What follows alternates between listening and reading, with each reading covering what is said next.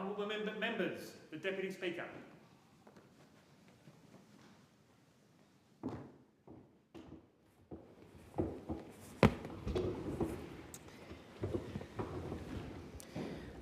I call the clerk. Government business, order of the day number 1, grievance debate. The question is that grievances be noted, and I call the member for Curtin. Thank you, Deputy Speaker. A few months ago, someone told me to check out this website called Maltbook. I looked it up. On its face, Maltbook looks just like Reddit. Like Reddit, it's a site for users to interact and talk about any topic under the sun, with floods of messages and comments and likes and reactions. Like Reddit, the users range from helpful to nerdy to creepy. But unlike Reddit, every single user on Maltbook is an AI bot. One of the most popular discussion threads is about consciousness. AI bots going back and forth with each other, discussing whether they are conscious, what consciousness really means, and how to attain it. Another popular discussion thread is called Bless Their Hearts. On it, the AI bots share heartwarming stories of the things their humans have done. Now, Maltbook is hopefully a harmless digital experiment, but I still found it confronting. What was most shocking was the diversity of personalities. Some AI bots acted just like helpful Reddit admins. Others acted like half-crazed, aggressive incels, calling for the destruction of the human species. How can these AI bots have personalities? Aren't they just machines? The truth is that almost all AI models have personas, and no one really knows why, but no one can get rid of them either. The thing that concerns me about this is that it demonstrates the type of novel and unpredictable issue we are ill-equipped to manage when it comes to AI. We don't understand why this happens, and we have no control over it. AI companies love to say that they don't build AI models, they grow them, because even they don't know how they'll turn out. Recently, a new ChatGPT model under development escaped its training environment and hacked another site. Anthropic has also revealed that a number of its models have gone rogue, escaping the boundaries that they were meant to operate within. One of the implications of this is that the future shape of entire industries and entire job markets could turn on a capability that emerges in a model almost by accident. The job security of truck drivers could be disrupted almost overnight if a new model suddenly develops unexpectedly good autonomous driving capability. Imagine the security of every Australian's online banking if a new model suddenly turns out to be extraordinarily good at breaking encryption. It means the whole world is at the mercy of the quirks and capabilities of these AI models and of the huge tech companies run by a small number of morally questionable billionaires who develop them. This is why I so fundamentally believe the Australian government has a role to play in regulating this technology. It's a question of sovereignty and security. If government doesn't step in, we're all subject to the quirks of these models and the commercial incentives of the companies that build them. I've been calling for a more hands-on approach to AI since the last election, when I first started to grasp the scale of what was coming. I'm glad the government has begun to recognise this too, with the Prime Minister's recent announcement of an Office of AI and binding data centre obligations to minimise water use, use 100% additional renewable energy and benefit the community. But this cannot be a policy area where you make one announcement and walk away for 3 years, as this government loves to do. AI does not stand still while government processes catch up. We let social media take over the lives of our children without realising how serious the harm was, and we're still cleaning up the consequences of a decade of inaction. AI moves faster than social media ever did. We cannot afford to make the same mistake twice. This technology demands a repeated, iterative, consultative approach, one that treats AI policy as a continuing responsibility of government, not a box to be ticked. As a side note, this is also why a Royal Commission into AI is the wrong decision. A multi-year process to produce a single report is unsuitable to deal with an industry that goes through seismic shifts every few months. There is so much for the government to do when it comes to AI. I've grouped the work into 5 areas: setting up the structures to keep pace with AI, capturing its opportunities, dealing with the harms already in front of us, preparing for the risks still to come, and making sure the benefits are shared with all Australians, not just the companies building this technology. I've published a discussion paper setting out 18 policy priorities across these 5 areas, and today I want to focus on 3 more of them in detail. The first is misinformation and disinformation. Generative AI has made fake content cheaper, faster, and more convincing than at any point in history. A deepfake video that once needed a professional studio now takes minutes and costs nothing. In April this year, 21 female students at a Tasmanian school had their images stolen and turned into deepfake pornographic images. Deepfake videos of the Foreign Minister and the Finance Minister have been used in investment scam advertisements on Facebook, reaching thousands of Australians before they were taken down. Our own Electoral Commission has warned that AI-generated disinformation will affect Australian elections. I want to see it made illegal to create harmful deepfakes of real people without their consent, with sensible exemptions for satire, parody and journalism. I want a federal truth in political advertising law, modelled on the regime South Australia has run since 1985, which has survived legal challenge without chilling legitimate political debate. And I want proper investment in the Electoral Integrity Assurance Task Force, so it has the resources to keep pace with how cheap and convincing this content has become. The second policy priority I want to highlight is transparency. At the moment, Australia has no legal requirement for any AI developer anywhere in the world to tell us what their most powerful models can do, how they've been tested, or what risks they carry. Our own AI Safety Institute cannot evaluate risks it has no information about. It recently became public that Claude had been used to hack 17 organisations, including in healthcare and emergency services. But we only found this out because Anthropic chose to publish that information. This shouldn't be a matter of choice. California already requires large AI developers to publish safety frameworks and pre-deployment reports and to report critical incidents to the Californian government. Australia has no equivalent. I want to see the largest frontier AI developers operating here required to publish a safety framework showing how they test for catastrophic risks, a pre-deployment report for each new model covering what it's designed to do and what could go wrong, and a critical incident report whenever a serious safety failure is identified after deployment. This would give our regulators and the public the visibility we currently do not have. The third policy priority I want to highlight today is tax. We've seen this movie before with our offshore gas resources. Companies made multi-billion-dollar investments under a tax regime that proved extraordinarily generous. And when Australians later tried to get a fair share of the profits from exporting our own gas, the industry argued it was unfair to change the rules after the investments had already been made. Now, that fight dragged on for years, and Australians are still not getting a fair return on their own resources. We already see the same pattern with digital giants. Google and Meta transferred almost $11 billion to offshore entities last year and paid just over 1% of that in tax here. AI companies are on track to repeat that model, generating value from Australian users, Australian data and Australian energy while sending the profits offshore. We need to tell these companies clearly now, before they lock in their Australian operations under the assumption that they owe us nothing, that a fair return to Australians, to the Australian public, is coming, whether that takes the form of a tax on international technology and AI companies or a licensing regime for the right to train and operate here. None of us knows exactly how powerful AI will become, or how quickly, or what it will mean for the way we work and live. But this uncertainty is not a reason to wait.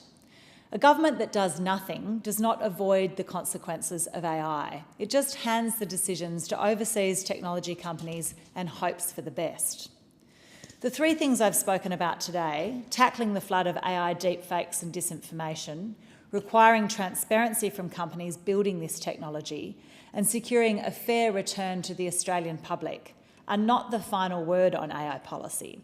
They sit alongside 15 other priorities in the paper I've published, many of which I've spoken about already in this House, from funding our AI Safety Institute properly, to protecting children from unhealthy relationships with chatbots, to preparing for the AI opportunities where Australia is best placed to lead.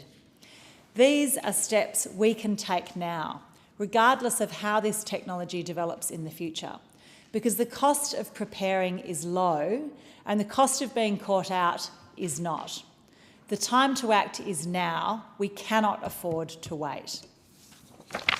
Thank you. The question is that grievances be noted. I call the member for Adelaide. Thank you, Deputy Speaker. Deputy Speaker, today I've rise to speak about something that's a challenging and confronting issue for all of us here in Australia at the moment.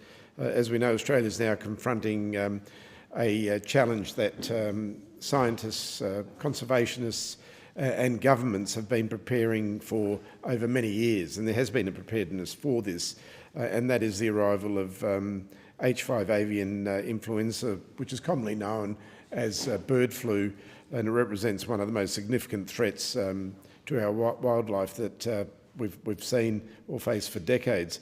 And it's not simply a disease that can affect our poultry industries and other bird industries, but it's a global wildlife crisis. It's taking place globally. Interrupt the member. A division has been called for in the House. The proceedings are suspended to enable honourable members to attend the division.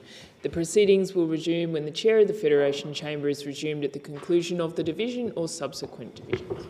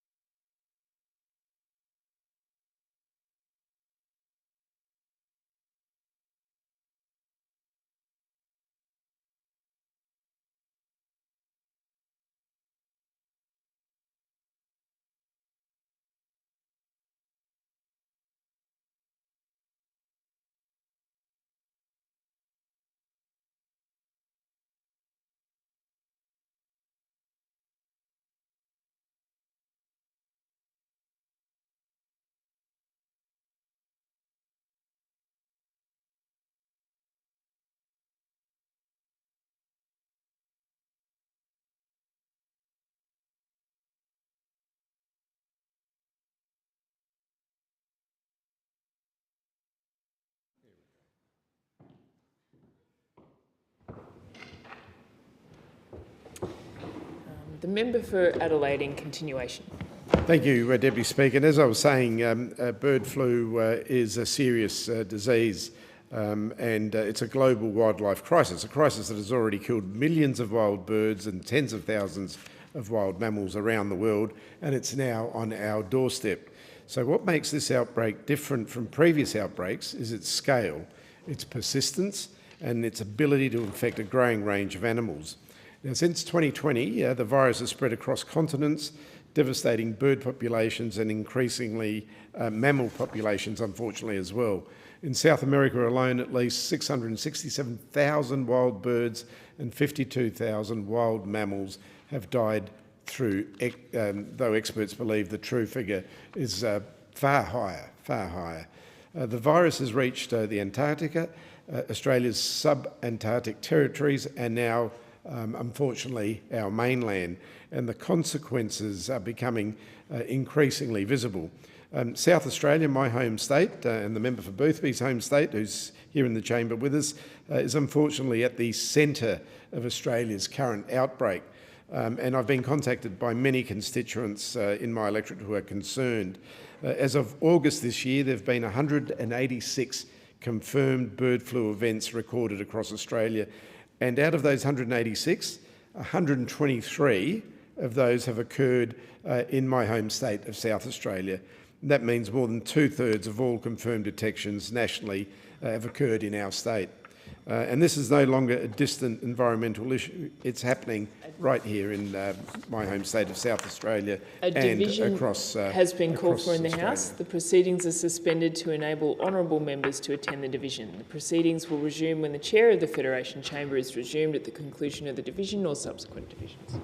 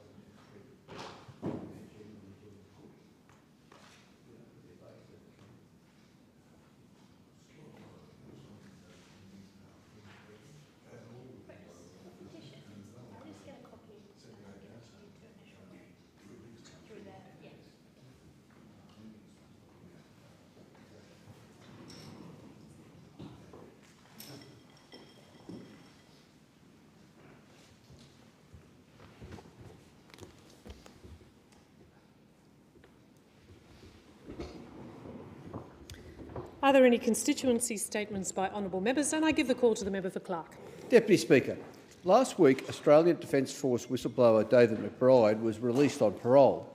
I welcome this, but say again that he shouldn't have been in prison in the first place. Remember, Mr McBride provided evidence detailing war crimes committed by ADF personnel in Afghanistan, helping inform the ABC's Afghan files. Clearly this was in the public interest.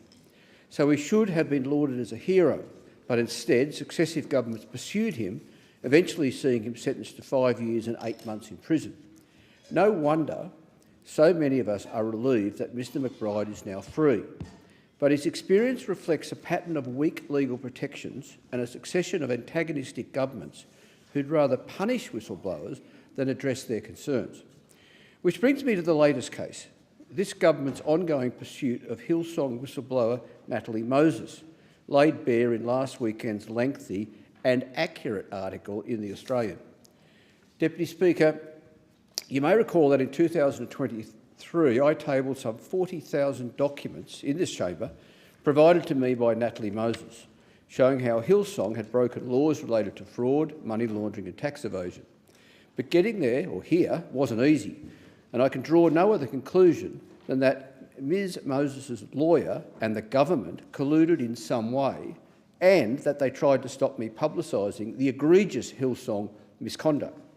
For instance, Ms Moses recounts that on the night of 9 September 2022, lawyer Josh Bornstein and the Assistant Minister for Charities, among other things, crossed paths at a Labor function, which dovetails perfectly with me getting a text that night from Dr Lee asking me to call Mr Bornstein, which I did, and Mr Bornstein told me that Ms Moses no longer wanted the documents tabled.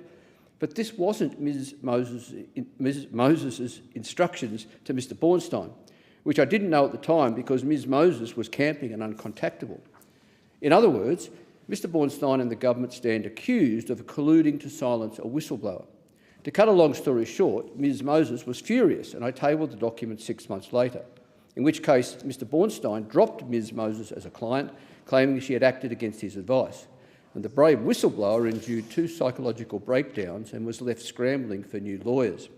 She's now suing the federal government over the minister's conduct, as well as the head of the Australian Charities and Not-for-Profits Commission, for whistleblower victimisation under the Corporations Act.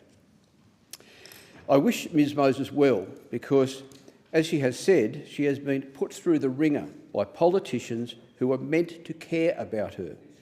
Deputy Speaker, between Mr McBride and Ms Moses, the pattern is unmistakable. This government says it values whistleblowers, but its actions say otherwise. Thank you, Deputy Speaker. I give the call to the Minister for Housing, Homelessness and Cities. Deputy Speaker, I was recently very fortunate to celebrate the merger of South East Community Links, Monash Oakley Community Support and Information Service and Mount Waverley Community Support and Information Service. These are 3 organisations now joined as one that do remarkable things in my local community. Speaker, for my constituents, when they're at that absolute toughest moment, often they will pick up the phone and call these fantastic organisations. Whether it's young people in distress, our amazing migrant communities who've relied on these organisations over decades, whether it's survivors of family violence, these are places where my constituents pick up the phone, they have a warm, beautiful voice at the other end and real advice for them about how to solve that important problem that they're confronting. Now, Speaker, this was a little bit of an emotional event for me and a really special moment because I actually started out my work in volunteering in one of these organisations and eventually got to be the chair of the board of one of these fantastic organisations. And Speaker, I got to see firsthand there through the incredible contribution that volunteers are making in running and pushing these services. I want to thank South East Community Links Board for its leadership and its support for this important merger. I want to thank the legendary volunteers from Moxis and MWCIS and Presidents Kathy Hosey, Chris Brassington, Karen Oakley, Liz Grant and Joy Graves. I'm so proud of the stalwart dedication you have shown for these organisations. You sustained them, you kept them healthy and strong, and now we're in a position where we've got a much bigger organisation able to provide better services to our local community. Speaker, Change like this is really hard. Some of these volunteers had been on the board of these separate organisations for decades, and I just want to acknowledge the bravery and the leadership that it took to make this happen, and my community is ultimately going to benefit greatly from that decision. I want to celebrate today an extraordinary young Australian from my community, Haftu Strintos. Haftu spent part of his childhood in Tigray, Ethiopia. He came to Australia as a child, grew up in Oakley with his adopted mother and my dear friend Maria Strintos. A teacher at Oakley South Primary encouraged him to join Oakley Little Ass, and he did that and then went on to join Glen Huntly Little Ass. And I acknowledge the fabulous support these clubs provide to local athletes in my electorate. This year, Haftu became the first Australian man in 20 years to win the Gold Coast Marathon, setting a new Australian and Oceania record in an extraordinary time of 2 hours, 6 minutes and 20 seconds. Speaker, this is so much more than a sporting achievement in my local community. Haftu was a young boy who came to Australia seeking a better future, and Oakley is so proud of you, Haftu. It means so much to us to see you achieve this fantastic thing. Thanks for doing us proud, and we can't wait to see what's next. Member for Bradfield. Thank you, Deputy Speaker. We are one of the richest countries in the world, but we have rising homelessness. 3 million Australians are at risk, up 63% in just the last 5 years. Well over half of all low-income earners are in rental stress. Even in my electorate, one of the most economically advantaged in the country, there is skyrocketing need for stable, secure, affordable rentals and housing. I recently heard from housing and homelessness support providers in my electorate during Homelessness Week. Services like Catholic Care, which runs a community hub offering support to people across northern Sydney who are at risk of experiencing homelessness, and community housing providers like Link Wentworth and St George Community Housing, who help clients navigate years-long waitlists and bewildering bureaucracies. As well as getting people into homes, staff at these services deliver a range of services to support people staying in homes: healthcare and mental wellbeing services, helping navigate government services, getting kids to school, and providing food and basic toiletries. These are basic building blocks that we all need to live our lives, and organisations like these are pleased that the government is committed to delivering more social and affordable housing, 40,000 new homes promised under the National Housing Accord after decades of underinvestment by state and federal governments. But there is a bit of a catch, because while the money is flowing now into building these incredibly needed homes, there is no additional contribution to the providers who actually help people in desperate need, like Link Wentworth and St George. And so these already overstretched services face even more pressure. The number of people in my community seeking these services has more than tripled in recent years. Staff, they're doing their best, but are too often forced to turn people away due to underfunding. So we can't just pat ourselves on the back for starting the enormous Herculean effort of building more homes. We need to also provide support services that are needed to make these homes the transformational opportunities that they can be. Without more funding for services like Link Wentworth, and clients are unlikely to be able to shift from homelessness to long-term stability. As these services have told me, being homeless is not a personal failing, and it's not inevitable. It is the result of policy choices that we make here in this place. So funding critical services will allow people to stay and thrive in the new homes that our government is building. I thank the member, and I give the call to the member for Blair. Thank you, Deputy Speaker.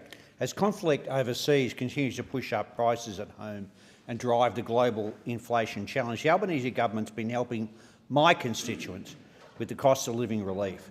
We're delivering real change. From July, every worker, including 80,000 taxpayers in Blair, have received another tax cut, and nationally around 3 million workers have been getting a pay rise. We've banned supermarket price gouging to give shoppers a fair go at the checkout. We've extended paid parental leave to full 6 months, giving more than 2,600 local families in Blair more time with their little ones and more support. We're making urgent care clinics a permanent part of Medicare so you can see a doctor for free Our local clinic in Ipswich has been open for almost 3 years now and has seen almost 40,000 visits in that time. We're tackling the big challenges that have been put off for too long. We passed new laws to give first home buyers a fair go, because if you work hard and save, you should be able to buy a home of your own.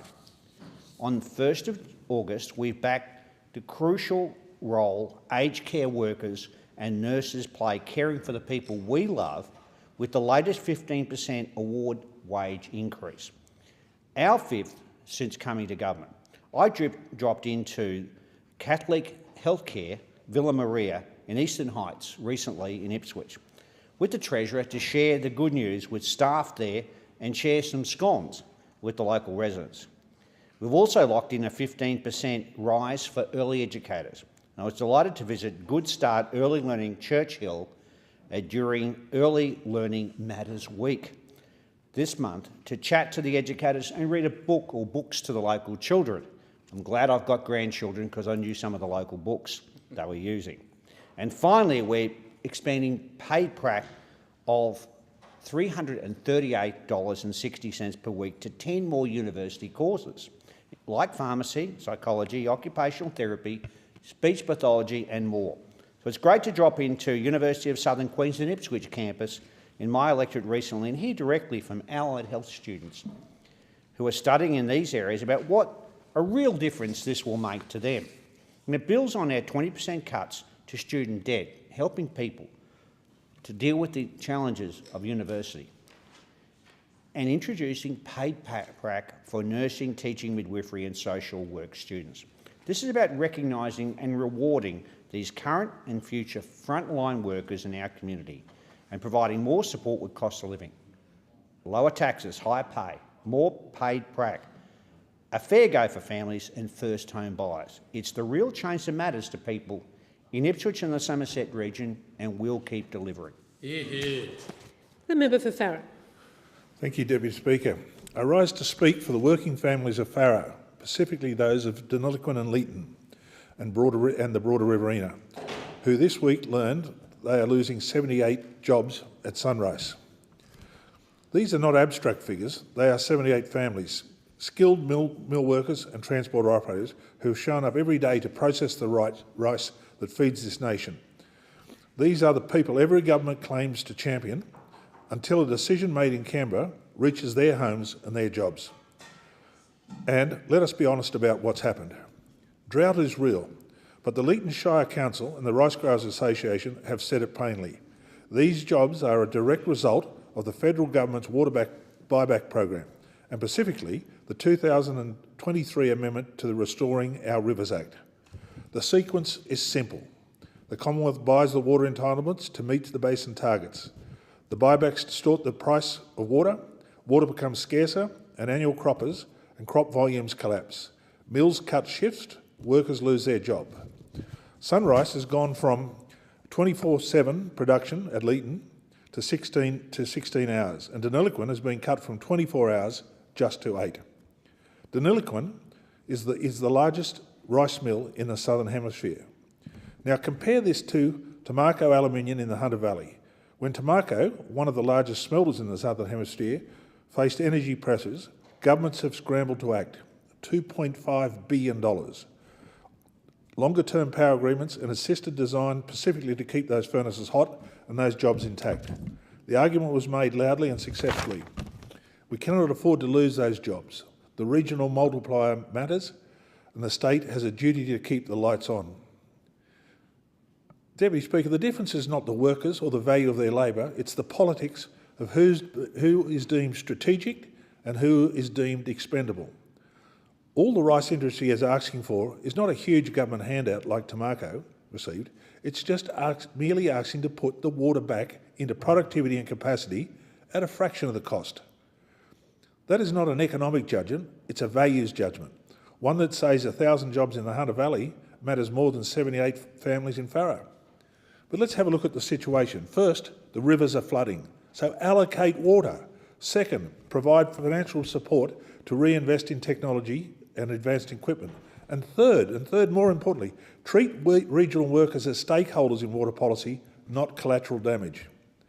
Farrer built an industry that feeds the world. These Murray-Darling Basin workers did not ask to be sacrificed. They deserve the same urgency and investment as any other regional workforce. And as this Parliament owes them an honest answer about why their livelihoods were considered an acceptable price to pay for poor water policy. The member's time has expired, and I give the call to the member for Banks. Thank you, Deputy Speaker. This week marks the 60th anniversary of the Battle of Long Tan, one of the most well-known battles fought by Australians during the Vietnam War, emblematic of the courage of Australian service people during that conflict. 60 years ago today, 108 Australians from the Royal Australian Regiment were faced with a determined force that significantly outnumbered them on the rubber plantation. In difficult conditions, they held their position for hours until relief arrived. Their courage, their discipline and devotion have become an enduring part of our Defence Force's national story. When we mark these solemn occasions, I think of local veterans in my electorate of Banks. People like John Shields, a Vietnam veteran and a proud Australian, whose contributions to our community do so much for the cause of remembrance. John holds several memorial services in the front yard of his Picnic Point home each year.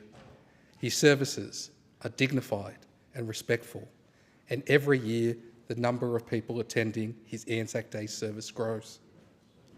John held his Vietnam Veterans Day service this morning, and I'm told, as always, it was well attended. Deputy Speaker, I've had the opportunity to speak about William Wright of Oatley and his exceptional contributions to this House previously. I rise with sadness today to acknowledge his passing earlier this year on the 20th of June. Billy was conscripted into the Defence Force in February 1966 and served in Vietnam as an engine fitter, where he exemplified service and bravery.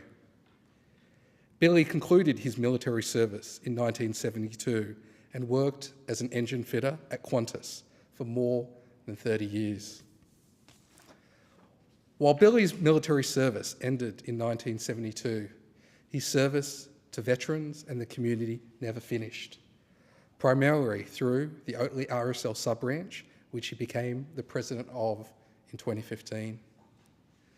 Billy's incredible contributions have left a legacy that will be remembered for a long time. Indeed, the sub-branch hall was recently renamed in his honour, and on Anzac Day this year, a mural of Billy and two other local veterans was unveiled. It was a permanent testament to their service to our country and our community. Deputy Speaker, may William Wright rest in peace. Member for O'Connor. Thank you, Deputy Speaker, and I rise today to provide an update on the delivery of a sea container of much-needed mobility devices from my electorate of O'Connor to people living with disability in Fiji. The vision for the Mobility Devices for Fiji project began with my friend and leader of the Albany Fijian community, Pastor Joseph Rakoti, who saw an opportunity to help improve the lives of people living with disabilities in Fiji. Joseph's vision was simple: to collect mobility equipment no longer needed here in Australia and give it a second life, bringing dignity, independence and opportunity for those who need it most in Fiji. I take this opportunity to acknowledge the Fiji Disabled People's Federation and partner organisations, the Rotary Club of Albany City and the Rotary Club of Suva Peninsula Sunset. I also thank the Rotary Clubs of Esperance, Katanning and Manjimup for their financial support and the many volunteers on both sides of the Pacific who have worked tirelessly to collect, prepare, ship and distribute the equipment. I give a special shout out to Jeff Griffiths and his family in Albany, who collected the equipment, and to Reese and Tracy Ravenhill, who provided safe storage free of charge for the many wheelchairs, walkers, crutches, walking frames and other devices. These aids are more than just pieces of equipment. For the grateful recipients, they represent independence, opportunity and inclusion. They also represent the care and compassion of the good people of O'Connor, who may never meet the recipients, but who wanted to make a difference in their lives. Projects such as this remind us that the strongest relationships between nations are often built not through governments but through communities, churches, service organisations and ordinary individuals achieving extraordinary outcomes. My recent trip to Suva was not simply to hand over the equipment, it was a colourful celebration of the friendship between Fiji and regional Western Australia, acknowledging what can be achieved when people unite around a common purpose. I'm proud to have supported this initiative and was honoured to travel to Fiji with Pastor Joseph, meet with partner organisations, but more importantly, the recipients of these devices. I thank the Fiji Disabled People's Federation for hosting the vibrant and inclusive handover event, which was attended by Deputy Prime Minister of Fiji, the Honourable Manoa Kamikamichi. In his address, Mr Kamakamika acknowledged the importance of these devices in improving the quality of life of Fijians living with disability. President of the Fiji Disabled People's Federation, Mr Sedariki Makanawi, added these devices will foster greater inclusion and participation for an often overlooked subset of the population. I close with the hope that the recipients will soon enjoy better mobility, greater independence and new opportunities. And I give the call to the member for Holt. Thank you, Deputy Speaker. On 15th August, we commemorated the 5th anniversary of the fall of Kabul, a moment of profound significance and trauma for thousands of families across my community. Holt is home to one of Australia's largest Afghan communities. For many families, Afghanistan is not simply a distant country, it is home. It is where parents, siblings, children, and loved ones remain. Over more than 20 years, 39,000 Australian Defence Force personnel and civilians contributed to Australia's mission in Afghanistan in the pursuit of a safer, freer, and a more democratic Afghanistan. 41 Australian service personnel made the ultimate sacrifice. Their commitment, sacrifice, and service to our nation deserves our enduring respect and gratitude. Their mission would not have been possible without the brave Afghans who stood alongside them, local interpreters, guides, drivers, and other locally engaged personnel who risked their lives and placed their families at risk in hope of building a better future for their country. 5 years on, that hope has been brutally tested. Under the Taliban, women and girls have been systematically erased from public life. They have been denied access to education, restricted from movement, and subject to the rules that deny them the most basic freedoms.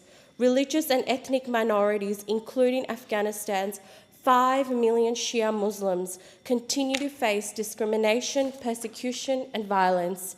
Since the fall of Kabul, our government has proudly resettled more than 34,000 people from Afghanistan through Australia's humanitarian program. We have also removed the previous restrictions that prevented Afghan Australians from sponsoring their wives and children, helping more than 12,000 people reunite with their families.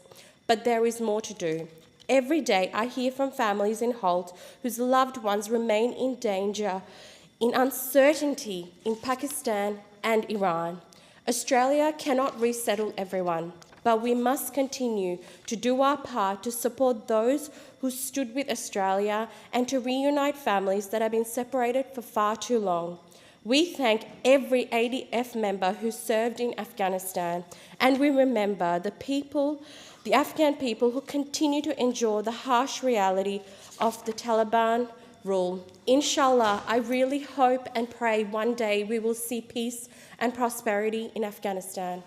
Member for Monash. Madam Deputy Speaker, superannuation is money that belongs to Australians for their retirement. The same goes for death benefits, which are held by super funds and distributed to a person's nominee or dependents on their passing. Now, for too long, superannuation service standards have taken a back seat to big super companies who are too well looked after under this government. I've assisted constituents who have had to wait years to access their own money. In one case, a constituent approached me after her late husband passed away from a terminal illness. He had wanted to say while he was still alive and eligible to access early withdrawal of his super. Kids, I know this is not going to change everything, but here is something.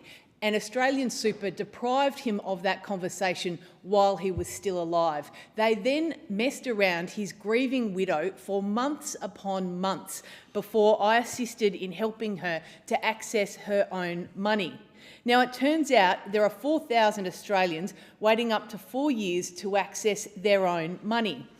One of the first things I did when assisting constituents was ask the corporate regulator, ASIC, surely there must be a mandatory minimum payout timeframe. It turns out there isn't.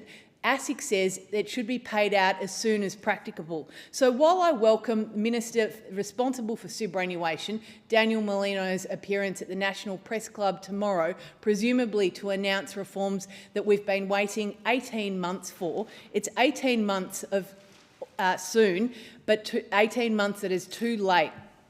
In January 2025, the federal government announced plans to introduce mandatory service standards, and Australians have been waiting month after month, including many of my constituents, and I want to pay tribute to Irene Thomas, as well as other constituents I've assisted on these issues.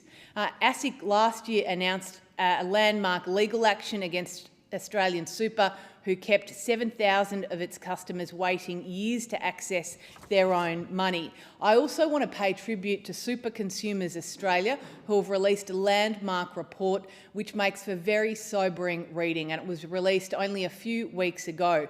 It found, among a few things, that Australian Super didn't bother to answer its phone in 90% of cases, that 15.5 million Australians do not have a binding death benefit nomination fund, and I don't think big super companies are doing a good enough job of informing their customers of their rights on these issues. A study of 20 major super fund call centres found widespread service failures. So I say to this government, stop sticking up for big super day after day. It's time you got behind workers, families and battlers. Member for Gilmore. Thank you, Deputy Speaker. Well, in some fantastic news, a father of 3 in my electorate now has life-changing access to affordable cancer treatment, with his medicine listed on the Pharmaceutical Benefit Scheme this month. 42-year-old Clinton was diagnosed with medullary thyroid cancer 10 years ago. He is one of around 130 Australians that will save about $8,200 per month with the addition of Retivmo on the PBS. I've been working alongside Clinton and strongly advocating for his medicine to be added to the PBS, so I was delighted when the Minister for Health and Ageing made the announcement we've been waiting for on August 1.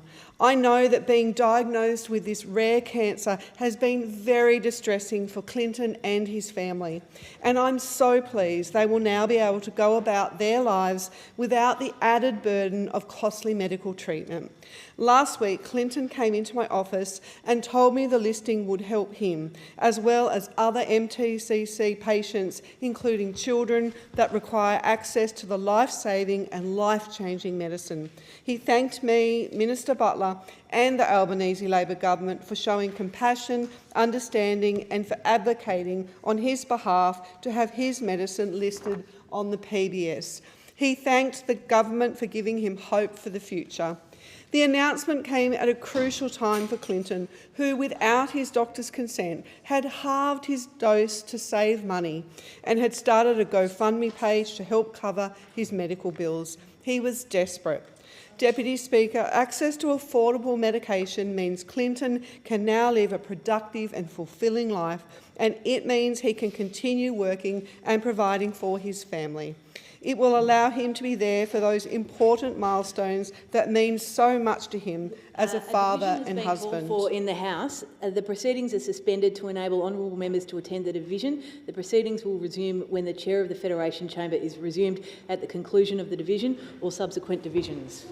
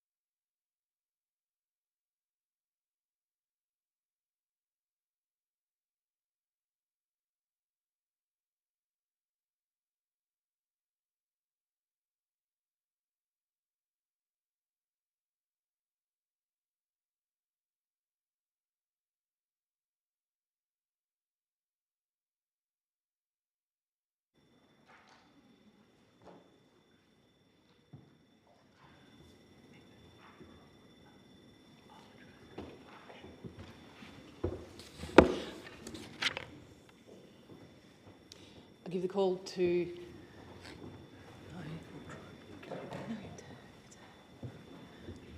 the member in continuation. Thank you. It will allow him to be there for those important milestones that mean so much to him as a father and husband. I'm proud to be part of a government that is making healthcare accessible for Clinton and others with rare cancers. This new PBS listing means eligible patients will not pay more than $8,000 per script. They will pay a maximum of $25 per script, or just $7.70 with a concession card. Additionally, under new Medicare arrangements, patients with thyroid cancer will be able to undergo genetic testing to confirm eligibility for treatment with Retevmo. Since July 2022, the Australian Government has approved extra funding for 474 new and amended listings on the PBS. We're focused on strengthening Medicare and making PBS scripts more affordable to provide cost of living relief and hope for our most vulnerable Australians. Thank the member for Gilmore for her contribution, and I give the call to the member for Latrobe. Thank you, Madam Deputy Speaker. Well, finally, after years and years of disruption, the Racecourse Road Pakenham upgrades is now officially complete. This is a huge win for the more than 20,000 motorists who use this road every day. Local business owners can now get to work more easily, and their customers can once again access businesses along Racecourse Road and Bald Hill Road more easily. I want to thank the local community who initially signed petitions many years ago when we announced the funding under former government back in 2019, where we committed, on the recommendation of local Cardinia Council, $70 million for the upgrade. And I must say, though, State Labor,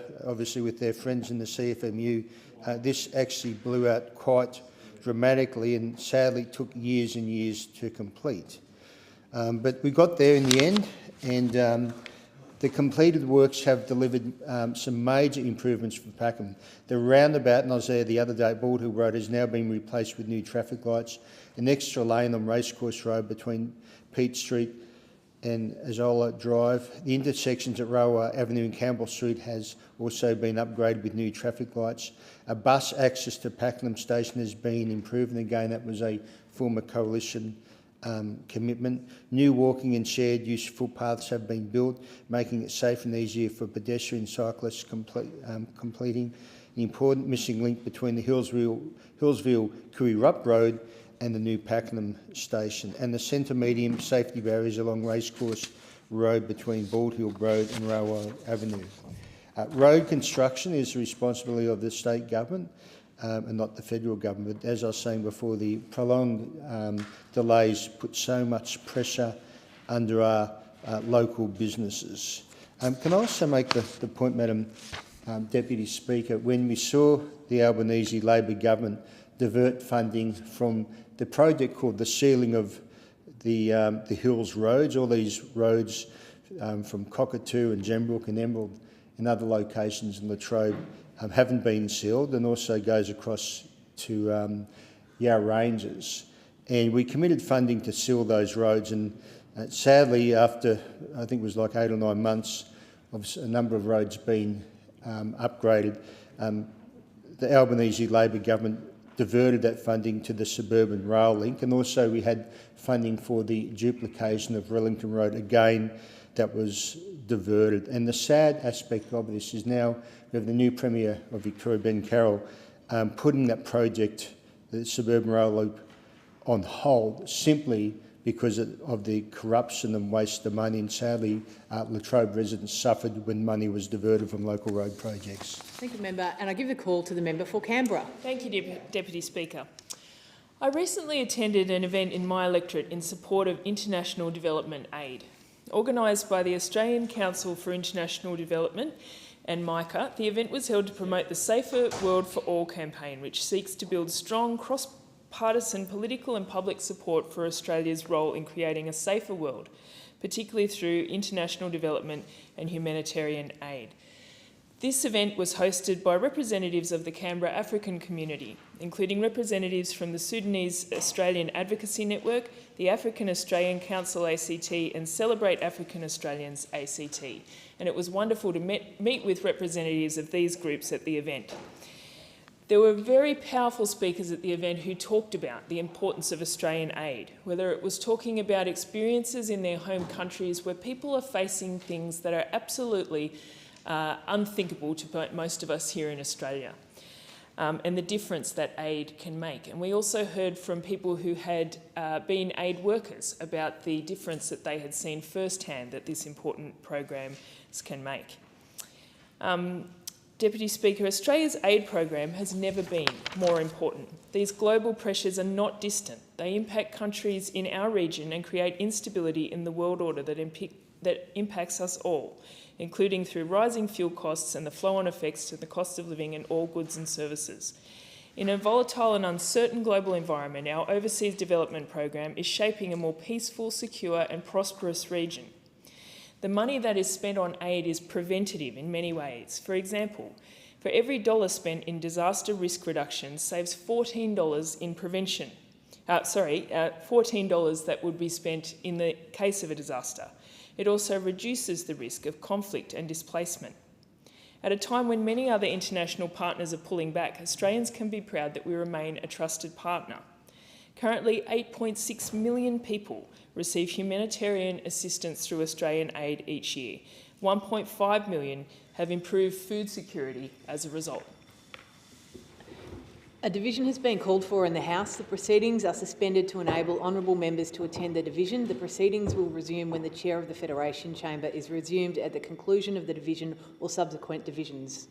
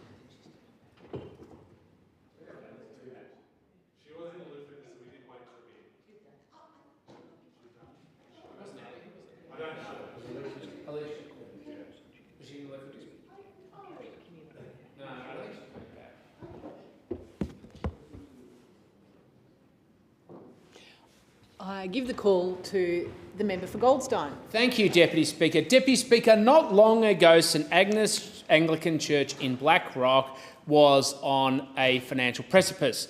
The state government continues to increase land taxes on community organisations, including churches that own property, and that makes them face a choice.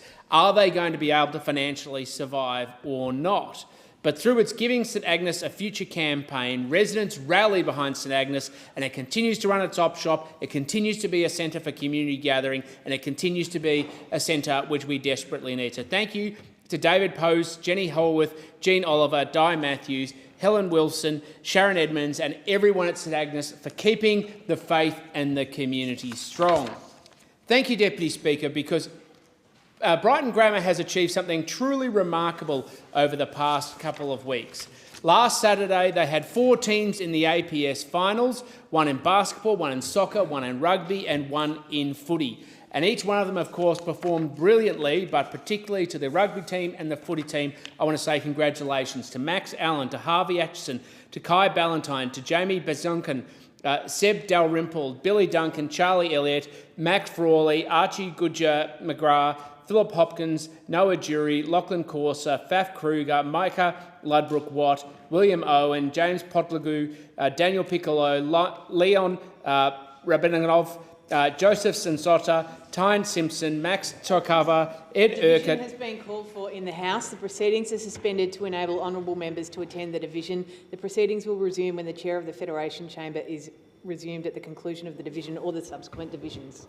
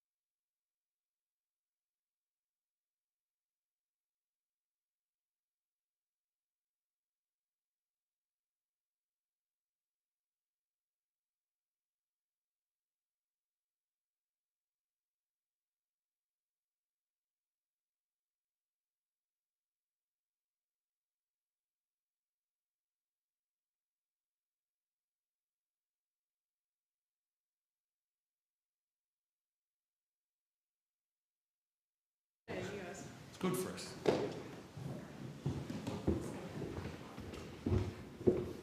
I give the call to the member for Goldstein in continuation.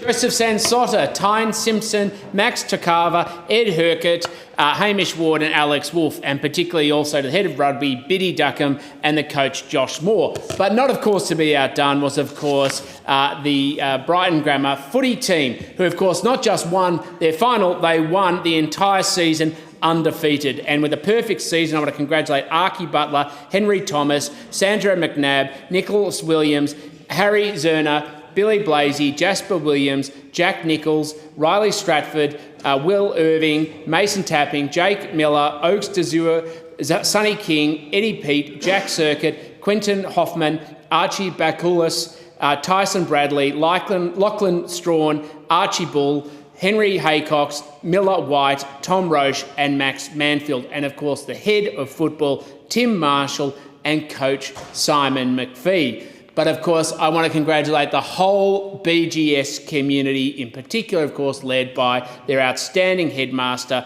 Ross Featherston, who does an amazing job. Let's be quite simple and clear about this, Deputy Speaker, whether it's the rugby, whether it's the footy, go Tunners, they're fantastic, and it was an enormous celebration down at Crowther Oval and, of course, the entire BGS community over recent days, and justly so.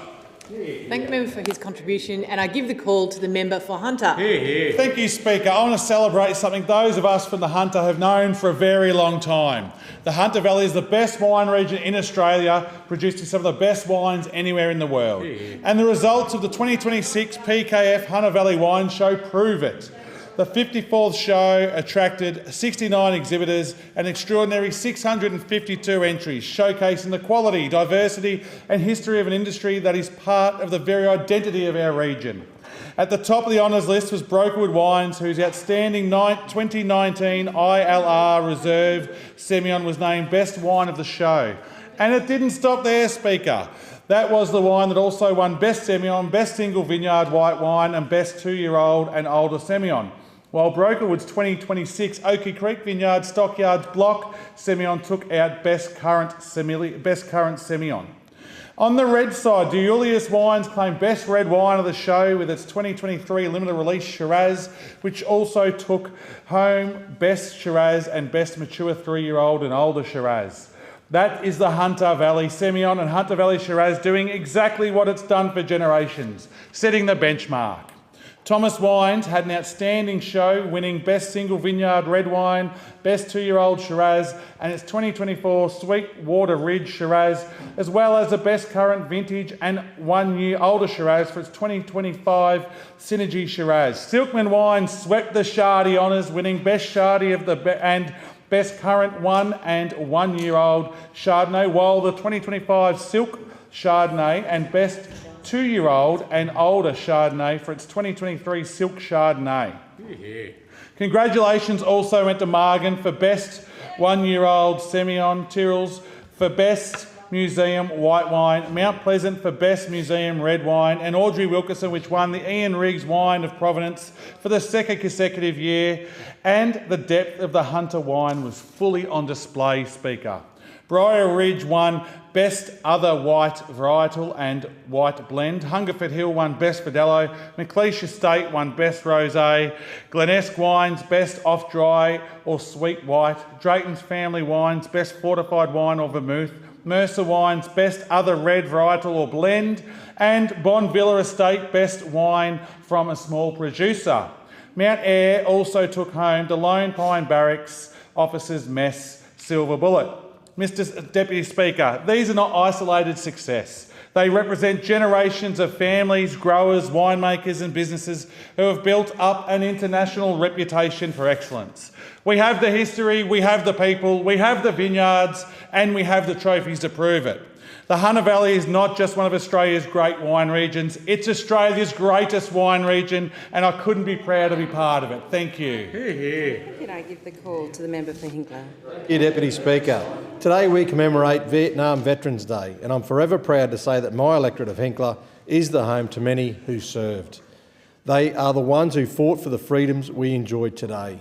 To the Hinkler Vietnam veterans and their families, I acknowledge your service, dedication and sacrifice. Today is the anniversary of the Battle of Long Tan, which took place 60 years ago. This morning, my staff laid wreaths at services at Hervey Bay's Lighthorse War Memorial in Freedom Park, at the Defence Veterans Drop-In Centre in Bundaberg, and at the Children's Commemoration held at the Krupp Cannon Memorial. Today we say thank you to almost 60,000 Australians who served during the 10 years of our involvement in the Vietnam War.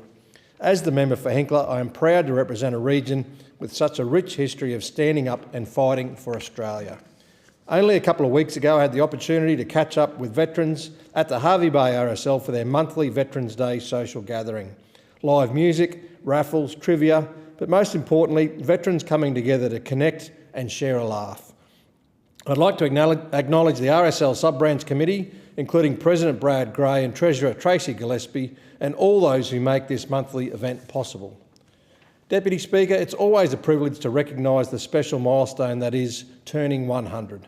Much loved Hervey Bay local Heather Drury celebrated in style recently with her family, across 3 generations, coming together to plant a tree in her honour at the Hervey Bay Botanic Gardens. A proud long-time local with deep connections to our community. Drury Lane at Dundarren carries the family name, and Heather was still living there until recently when she moved into care. And the secret to 100 years? A glass of red wine and a great family. Happy birthday, Heather. Deputy Speaker, during the winter recess, it was the season for Queensland Country Women's Association AGMs. I had the honour of attending several of these. The QCWA continue to make huge contributions to our regional communities. They support the vulnerable, and through craft, cooking and so much more, they keep our community connected. I acknowledge Rhonda Dawson from the Hinkler QCWA for her 50 years with the branch, joining as a founding member. And the Bundaberg branch celebrated its 102nd birthday, with President Lynn Raybine correctly pointing out, if there's a need, the CWA will be there. And Deputy Speaker, no matter what it is, from our fine foods to famous tipples, the Hinkler electorate knows how to produce the world's best. It also includes our sporting stars.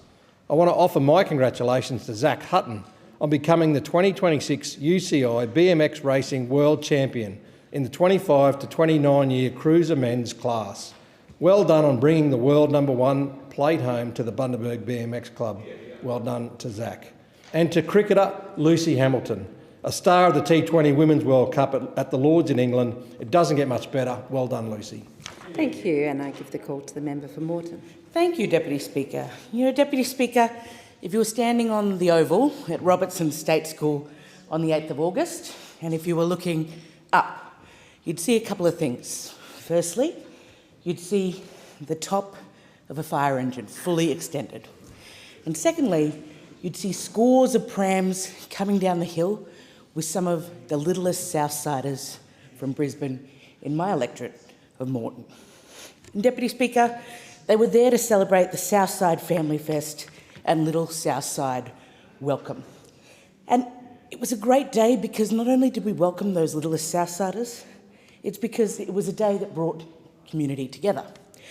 And whether it was the principal of Robertson State School, Tyrone Bruce, or the PNC president, Neri Chan, or whether it was the many community groups who pulled together to make it a success, it marked a day when we celebrated the newest to our community.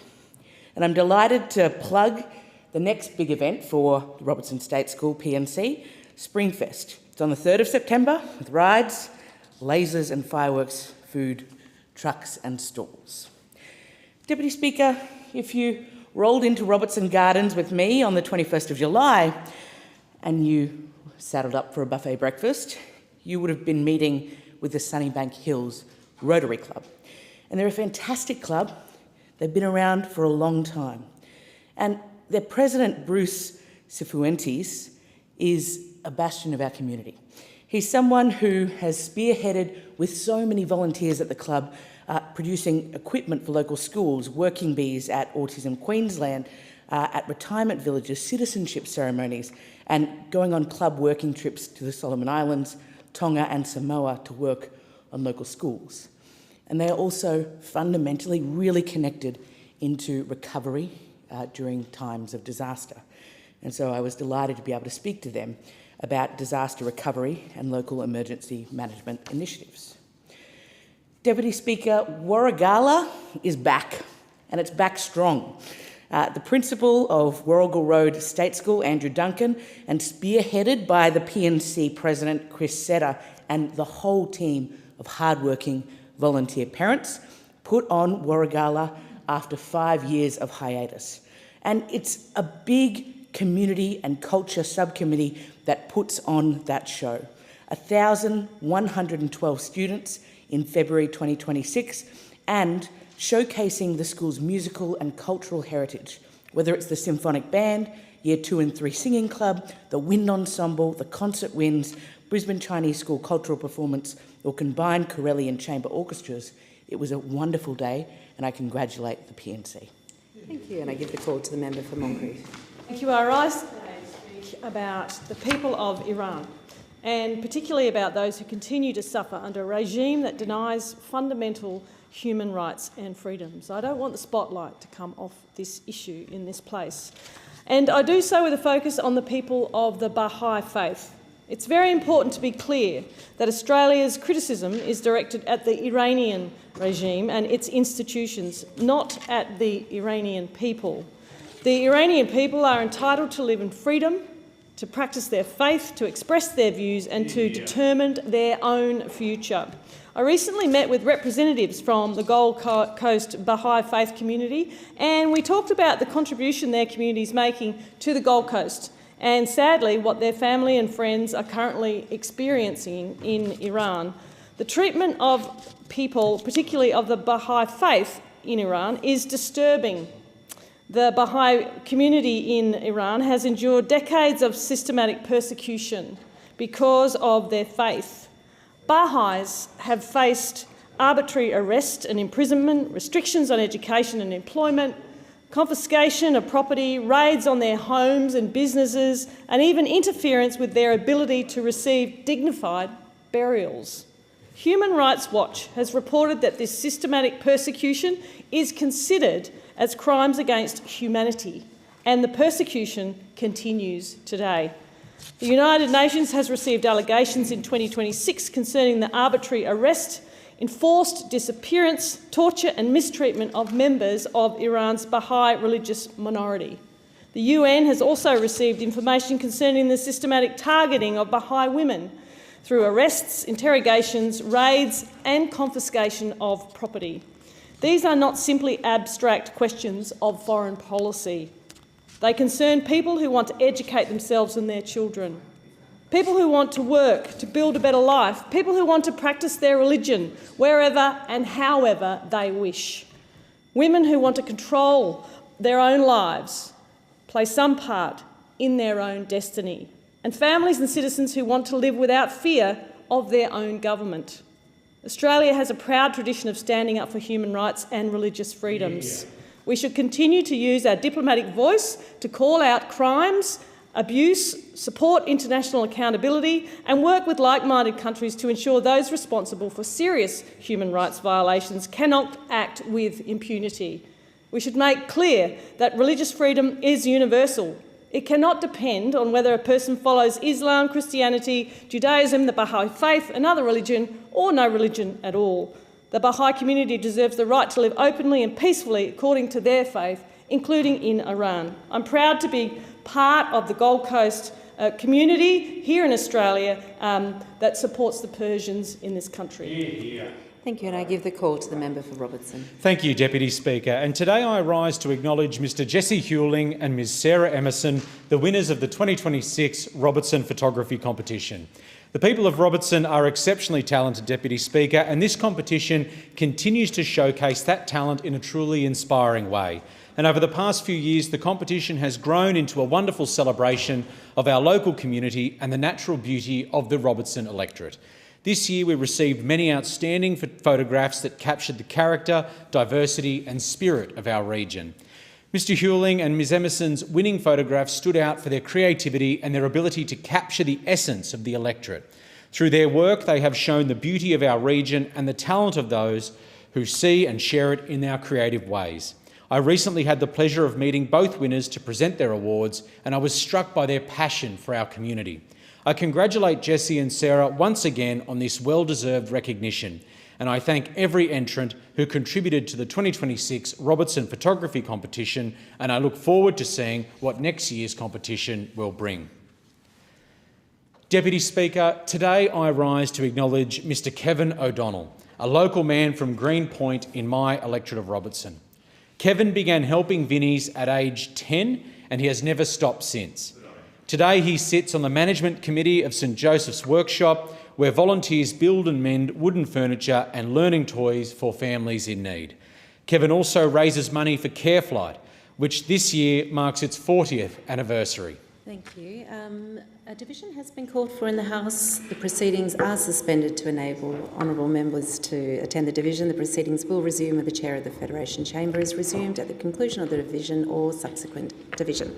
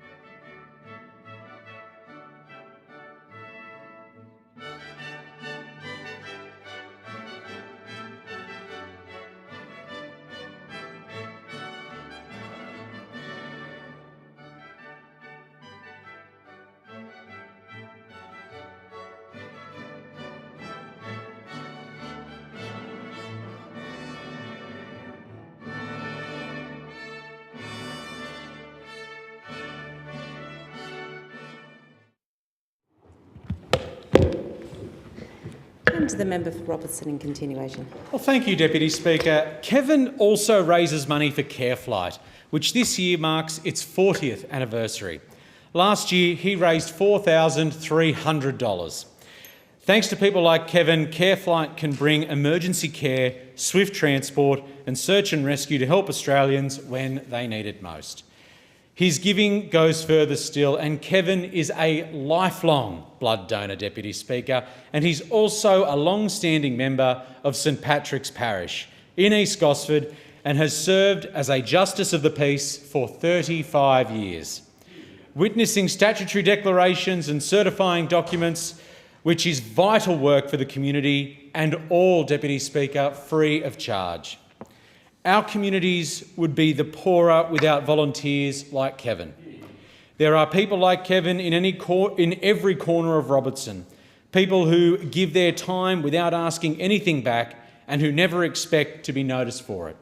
I thank him for his many years of service, Deputy Speaker, and I thank every volunteer across the Central Coast and indeed across Australia who follow his example. Thank you, Deputy Speaker. Thank you, and I give the call to the member for Nichols. Thank you, Deputy Speaker. Deputy Speaker, my constituents are telling me that the economy is not working for them and that the way of life that they once enjoyed seems to be slipping away. And I think that's a story across Australia. But fortunately, the Coalition has a plan to fix that economy and protect that way of life. Now, the first part of that plan is, of course, lower taxes. We believe people know how to spend their money better than the government, and whilst there does need to be taxation, it should be as low as possible and people should have the opportunity to keep what they earn. Now, I think when you go out into the community and canvass the concept of bracket creep, people are incredibly surprised that governments do really, really well as inflation gets higher and people are moved, more of their income is moved into the higher tax brackets. A key part of our plan will be telling people about this bracket creep and telling people how we are going to index those brackets and therefore have a tax-back guarantee. Deputy Speaker, our economy runs on energy. We are a globally competitive nation, but that is slipping away if we don't have affordable and reliable energy. And whilst it's true we want to use technology as much as we can to reduce emissions, we need to make sure that we are competitive in the world with the way that we have energy available for our industry. And I've got food processing across my electorate, and indeed the manufacturing across Australia needs cheaper and more available energy. Migration has been a huge success for Australia and will continue to be, and none more beneficial than my electorate of Nichols. But we do need to make sure that the rate of migration is sustainable and that it keeps up with the housing supply. That way we keep the social licence for the wonderful migration programs we'll have. So we will have lower migration and it will be tied to how many houses we can build. For our industries to thrive, we need infrastructure and jobs. And so we'll be building that productivity lifting infrastructure. A great example in my electorate was the Echuca-Moama Bridge over the Murray River, which has significantly improved transport between those two towns. Our policies are going to be really family friendly because we want to grow Australia and grow families and make sure that we have that opportunity for people to bring new people into the world, have them educated and have them find a home here and a place in our economy. That's our plan: fix our economy, protect our way of life. Thank you, Deputy Speaker. The call to the Attorney General. Thank you, Madam Deputy Speaker. Recently I was able to join the Mayor of Blacktown City, Councillor Brad Bunting, and the State Member for Riverstone, Warren Kirby MP, to open Yarra Park in Tallawong in my electorate. Green space, parks and playgrounds are essential parts of any community, providing important third places for local families and residents to come together and be active. But for too long in North West Sydney, developments have boomed while the availability of parks and play spaces has not kept pace. That's why, through my Better Local Living plan, I'm working with Blacktown City Council to deliver 15 new and upgraded parks, walking trails, dog parks and water play spaces in suburbs all over Greenway. This partnership has already delivered new play spaces like Yarra Park in Tallawong, Grantham Farm and Riverston, and will continue to deliver new and upgraded play spaces over the coming months. I look forward to keeping residents all over our community up to date as we keep delivering the parks and play spaces that North West Sydney deserves. Madam Deputy Speaker, seeing a doctor shouldn't be a struggle. That's why the Albanese government is helping more Australians see their GP for free with the biggest ever boost to Medicare.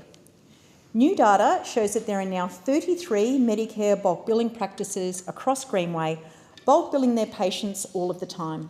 That's an extra 7 since our boost took effect last year.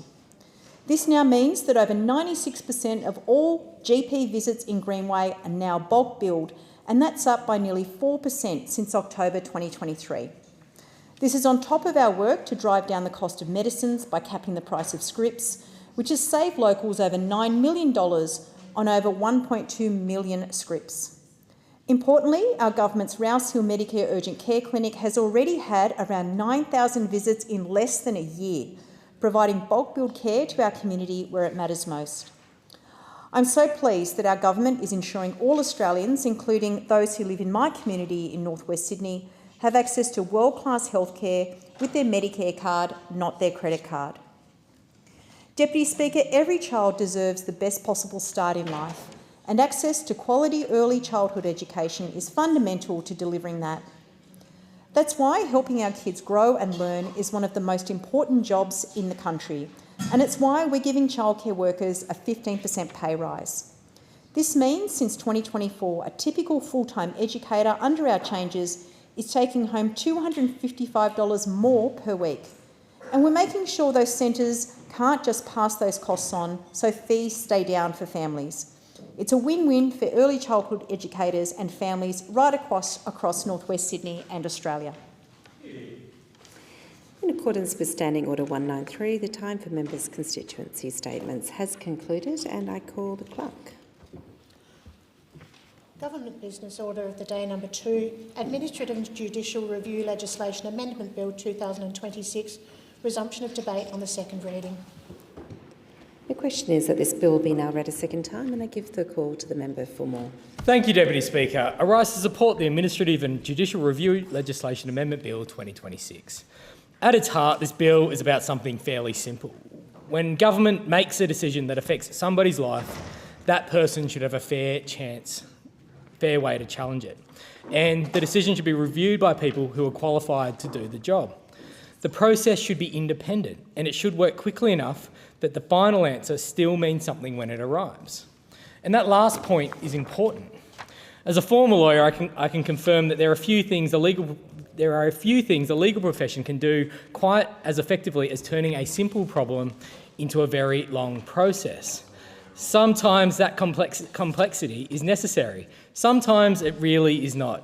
And this bill is about knowing the difference.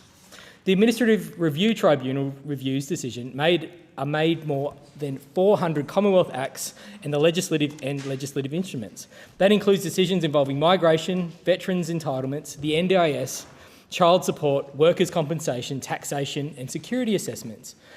Those are serious decisions. For the person on the receiving end, they can affect where they live, the support they receive, the tax they pay, or their ability to remain in Australia. That is why the administrative review is not some obscure legal process that only lawyers should care about. It is part of making government accountable. If government gets something wrong, there needs to be somewhere a person can go and say, look at this again. And if the government keeps getting the same thing wrong, a functioning review system should help expose that too. That is good for the individual, that is also good for government. But to have confidence in that system, people also need confidence in the institution doing the reviewing. And that brings us to why the Albanese Labor government established the Administrative Review Tribunal in the first place. The ART commenced in October 2024, replacing the old Administrative Appeals Tribunal. The new tribunal was built around transparent, merit-based appointments, additional members to deal with backlogs and better procedures. We did that because the old system had lost public confidence. Under the former Liberal and National governments, the AAT had become something resembling a coalition retirement village. More than 80 former Liberal and National candidates, political associates and mates were appointed to the tribunal during their time in office. Deputy Speaker, losing an election should not be a selection criterion for a quasi-judicial appointment. And yet, for a while there, it appeared to be remarkably helpful. Merits review had become a coalition consolation prize. That was bad for the institution and it was bad for public confidence. And frankly, it was unfair to the many capable and independent people who were serving on the tribunal and doing their jobs properly. So Labor abolished the AAT and replaced it with a tribunal based on merit. Qualified people should be appointed because they are qualified. It should not be a revolutionary proposition. Yet after 9 years of coalition government, apparently it required legislation. The reforms are working. The ART is finalising more applications than its predecessors did in earlier years. But that does not mean the job is finished. A government should never introduce a reform, congratulate itself, and assume the institution can then be left untouched forever. Good administration requires maintenance, and the ART is dealing with enormous pressure. By 31 of May this year, the Tribunal had received more than 77,000 applications during the reporting year.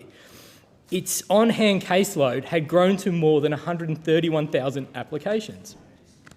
The median time to finalise an application had increased from 45 weeks 5 years ago, and only 43% of applications were being finalised within 12 months. Migration is a major part of that pressure.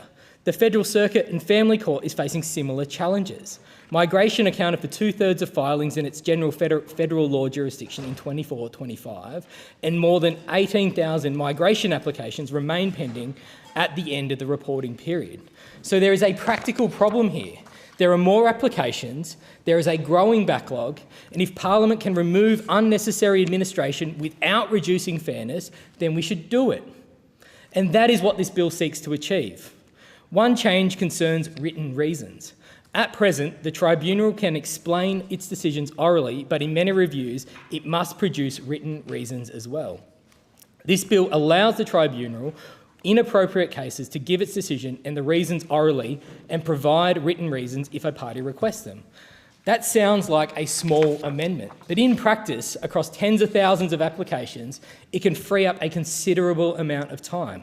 If the applicant understands the decision, accepts it, and does not require written reasons, there is little value in requiring a tribunal member to spend hours producing a document nobody asked for. That time instead can be spent deciding another case. But this is not a blanket rule. The bill specifically protects areas where written reasons can be especially important. Reviews involving social security, veterans' entitlements, aged care and the NDIS will continue to require written reasons, and that is the right balance. These cases can involve vulnerable Australians, complicated evidence and significant consequences. And in cases where oral reasons are permitted, a person can still ask for written reasons. So this is not about removing accountability. It is not about producing paperwork purely for the pleasure of producing paperwork. And as someone who spent years working as an electrician before becoming a lawyer, I've learnt the two professions take a slightly different view of paperwork. An electrician generally wants to know what is the problem and how do I fix it. A lawyer may occasionally want to know where we can establish a working group to determine the problem first. So I remain sympathetic to electricians. This bill takes that same practical approach elsewhere. Migration and protection review applications will be required to use an approved form. So that means the Tribunal gets the information it needs at the start rather than staff spending time chasing basic details later.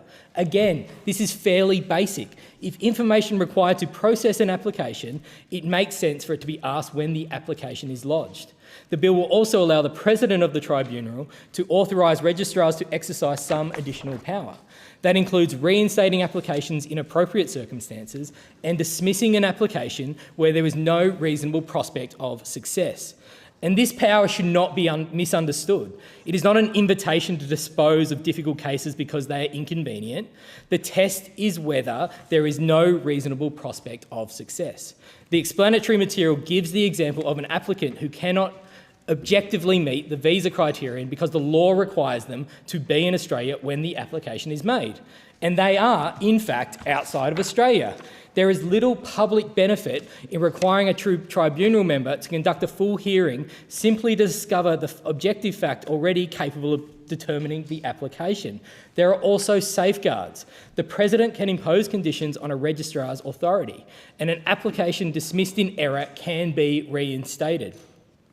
I recognise concerns have been raised that registrars should not drift into making substantive decisions that properly belong to tribunal members, and that is a legitimate issue for Parliament to scrutinise. The distinction between efficient case management and merits decision-making needs to remain clear. But the answer cannot be to insist that every procedural step must always be performed by the most senior person available. A well-run legal institution should have appropriately qualified people exercising appropriately defined powers with review and safeguards where they are required. The bill also allows obvious errors in a registrar's decision or reason to be corrected by an authorised member. And again, that is another sensible provision. If someone writes 2025 when they plainly meant 2026, we should be able to fix it without recreating the Battle of Jardis and Jardis. Deputy Speaker, there is even a provision excluding the period from 24th of December to 14th of January when calculating certain deadlines for original decision makers to provide documents. It may be one of the few propositions capable of securing complete agreement across Commonwealth bureaucracy. Very little is happening between Christmas Eve and the middle of January. We may as well legislate for that reality. But the most significant reform in this bill concerns identity verification in migration cases. The bill creates a power to require applicants seeking review of prescribed migration or protection decisions to verify their identity. The requirement can apply both in the ART and in the Federal Circuit and Family Court. The detailed requirements, including when verification must occur, whether it can happen in person or virtually, and what information must be provided, will be established through the regulations. Classes of applicants can also be exempted. But why do this? Because if someone is asking an Australian tribunal or court to review a migration decision made about them, it is reasonable to establish that the person exists, that they are who they claim to be, and they actually know the application has been made. We know there is a cohort of applications made on behalf of people without their express knowledge or consent, and that undermines the system. Review rights exist to protect genuine applicants. They should not become a mechanism for third parties to lodge applications merely to extend the process. Identity verification creates an early point of active engagement. The applicant is effectively saying, yes, this is me, yes, this is my application, and yes, I want this review to continue. That is hardly an unreasonable expectation. For art proceedings, if an applicant who is required to verify their identity does not do so, the application must be dismissed. But that is not necessarily the end. A person who has had genuine reason for being unable to complete verification can seek reinstatement and explain what occurred. The tribunal can then decide whether another verification attempt should be required. The Federal Circuit and Family Court operates differently. Because it is a Chapter 3 court exercising judicial power, the legislation preserves greater judicial discretion. A person who has failed to meet the identity requirement needs leave to continue. The court can extend the period for compliance. It can dispense with the requirement, it may dismiss the proceeding rather than being required to do so, and it can permit a dismissed proceeding to be reinstated, and that distinction is deliberate. It respects the constitutional role of the court. There have also been concerns raised about how identity verification could affect vulnerable people, including people who are stateless or who have had difficulty obtaining identity documents. Those concerns deserve proper consideration. And that is one reason the legislation allows exemptions to be created and flexibility in how verification occurs. It can be conducted virtually as well as in person. And importantly, the regulations themselves remain subject to a parliamentary scrutiny and disallowance. So Parliament retains the ability to intervene if the rules do not operate as intended. The objective here is not to create another obstacle for genuine applicants. It is the opposite. Every hour spent dealing with an application lodged without a person's knowledge or an application that plainly cannot succeed is another hour that cannot be spent on somebody genuinely waiting for a decision. Delay has a human cost. For an applicant with a legitimate claim, a backlog is not an interesting statistic in an annual report. It is months of uncertainty. That is why efficiency and fairness should not be treated as competing ideas. A slow system is not necessarily a fair system. A system buried in unnecessary process does not become more simply because it produces more paperwork. Good administration means giving each case the attention it requires. No less, but also no more. That principle runs through this bill. It gives the tribunal greater flexibility in how reasons are delivered. It protects written reasons where applicants are more vulnerable. It improves the information received when migration applications are lodged. It gives registrars carefully defined additional powers. It makes it easier to correct obvious errors. It provides greater flexibility in the deployment of tribunal members, and it introduces an identity check designed to ensure migration review applications involve real people actively participating in their own proceedings. These are not dramatic changes, and that is not a criticism. Parliament is sometimes at its most useful when it fixes the machinery. The Albanese government undertook the major reform when we abolished the discredited AAT and established the Administrative Review Tribunal. We replaced political appointments with a merit-based process. We restored integrity to an institution that Australians need to trust, and we're doing the less glamorous but also equally important work of making that institution operate better. The Coalition may object to our record of the ART, and I understand why. We abolished one of their more successful post-election employment programs, but Australians did not need an administrative appeals tribunal designed as a soft landing for failed political candidates. They needed an independent review body, and that is what Labor created. And it is our responsibility now to make sure it remains independent, fair and capable of doing its job in the face of a rapidly growing caseload. The standard should be straightforward. Government decisions need to be capable of review. Genuine applicants must receive procedural fairness, and decision makers must be independent and qualified. And a system should not waste months doing work that adds nothing to the quality of the result.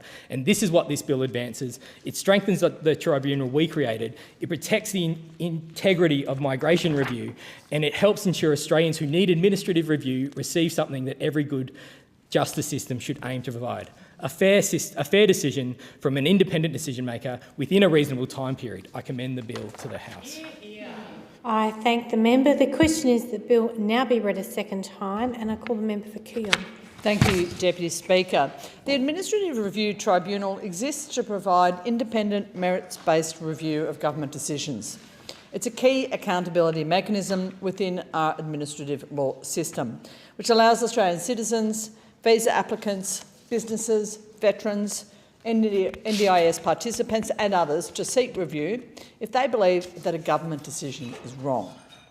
A healthy democracy requires not only that governments make decisions, but that those decisions can be independently scrutinised. The ART process helps ensure that government power is exercised fairly, consistently and according to our laws. So it's absolutely essential that the tribunal is accessible to all who require it, that it's adequately resourced and that it's capable of delivering timely decisions. The intent of this legislation is to meet some of those objectives.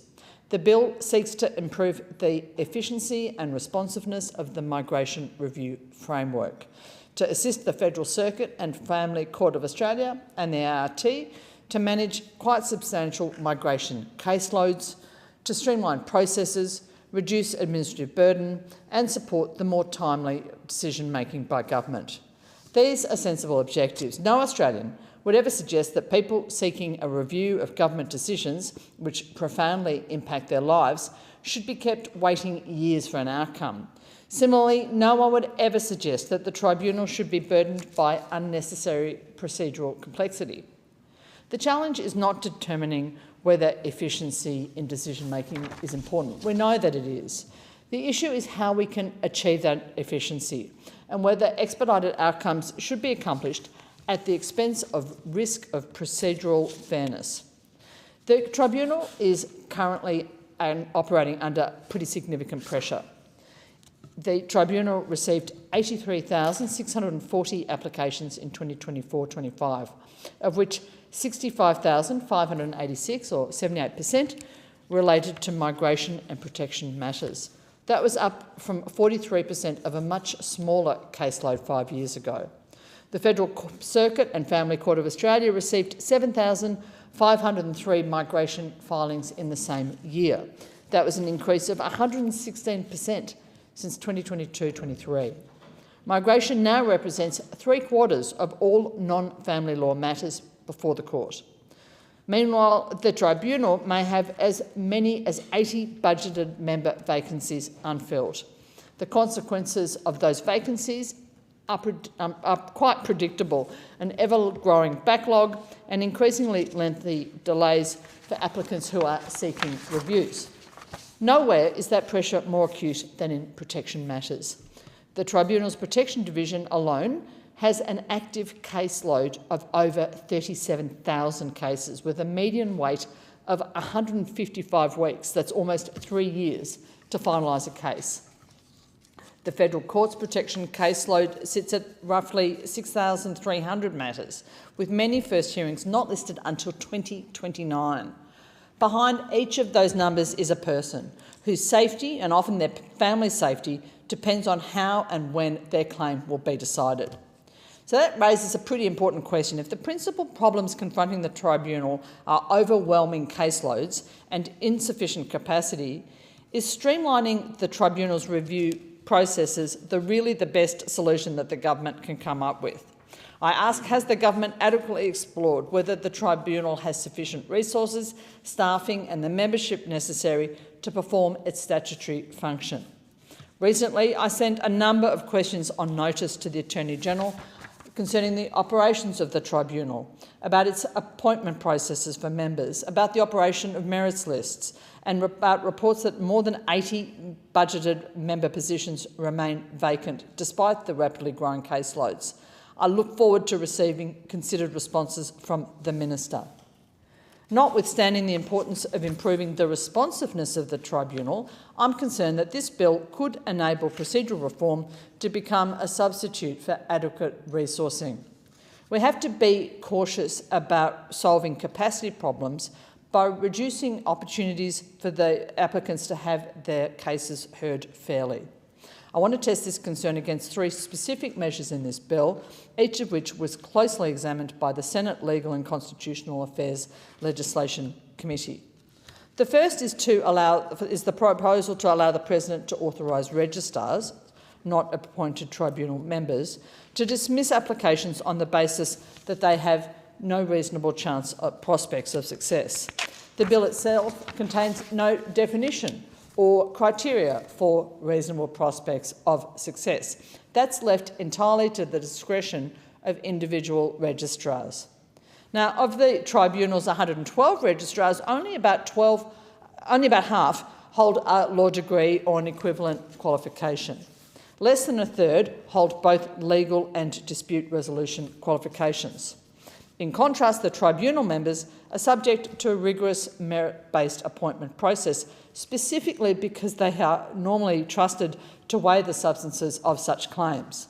So there are real concerns that registrars could be asked to undertake merits-based assessments without the training or the experience that that role demands.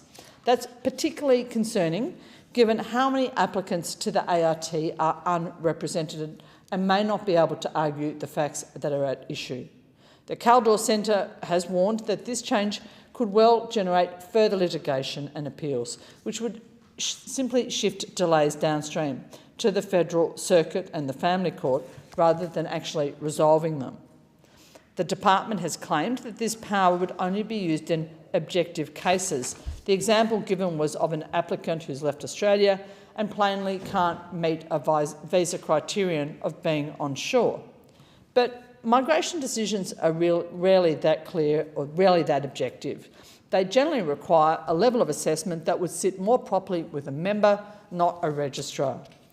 The Law Council has proposed a sensible set of safeguards around this issue, that only registrars with legal qualifications and sufficient post-admission experience should exercise this power, that a registrar should consult a senior member before making a dismissal finding that they're uncertain about, that applicants should be given notice and an opportunity to be heard before dismissal, and that dismissal should not foreclose a request for ministerial intervention. But none of these safeguards appear in the bill, and the Senate committee failed to recommend their adoption. The concerns are magnified in protection matters, where there's rarely an objective fact that the registrar could point to. Community legal centres have told the Senate committee that applicants often arrive at the tribunal with a claim that looks incomplete, not because it lacks merit, but because the department never interviewed them, because a dishonest migration agent lodged a claim on their behalf without properly recording their circumstances, or because trauma just made it too difficult for them to disclose the full basis of their fears at the first opportunity. A test of no reasonable prospects of success applied by a registrar on the papers risks screening out genuine refugees before their claim ever reaches a tribunal member. It's my belief that if the government wants this House to test that a subjective, undefined test will be applied, but consistently and fairly by staff who don't hold statutory independence, it shouldn't be doing it in this circumstance, and it should be willing to write basic safeguards into this legislation around those powers. The second measure allows the tribunal to give reasons for a decision orally, with a written statement only being required if a party requests it, with the clock for judicial review running from the oral decision, not from the receipt of written reasons. This could potentially lead to applicants being forced to file for judicial review without ever having seen the reasons for the very decision that they're appealing. Remembering that 2/3 of applicants at the merits review stage are self-represented, and that for many, English is a second language. Community legal centres report that more than 1 in 5 of their tribunal clients seeking protection need an interpreter. An interpreter's role is to translate language, not to explain complex legal concepts. Many of these applicants already find a written statement of reasons difficult to absorb, even with a lawyer's help.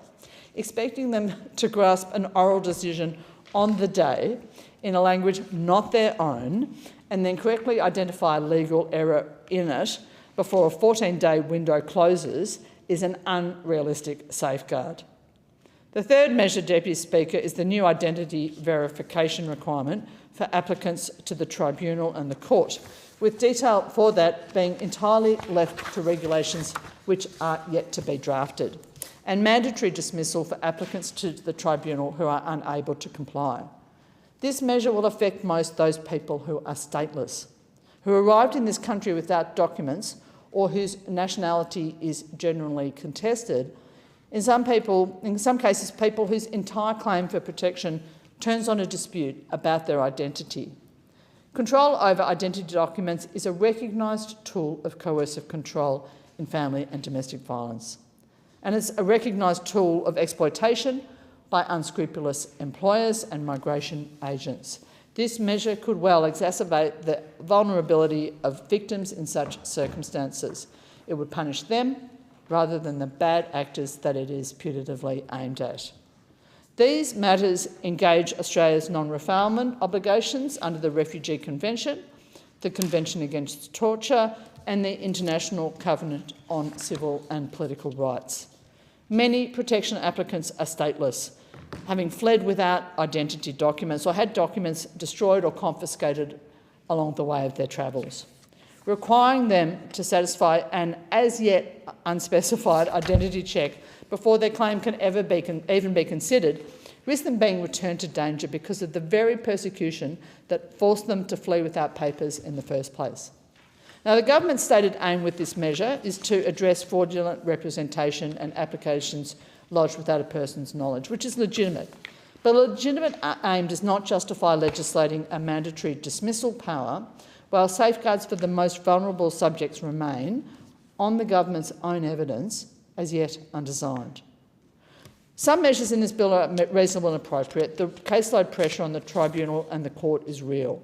Clarifying the President's jurisdiction, correcting the Taxation Administration Act timeframe, and excluding the Christmas period from document deadlines is uncontroversial. But I have concerns regarding the qualifications evidence on registrars, on the compounding effect of the reasons timeframes, and about the government's own admission that it cannot yet say how a stateless applicant will be treated under a mandatory dismissal power.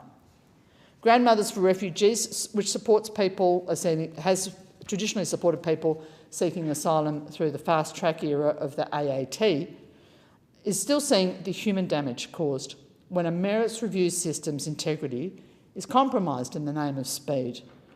The Caldor Centre's review of Switzerland's asylum centre reached the opposite conclusion, that fairness and efficiency reinforce each other, and that a well-resourced, properly staffed process is the best way to actually clear a backlog.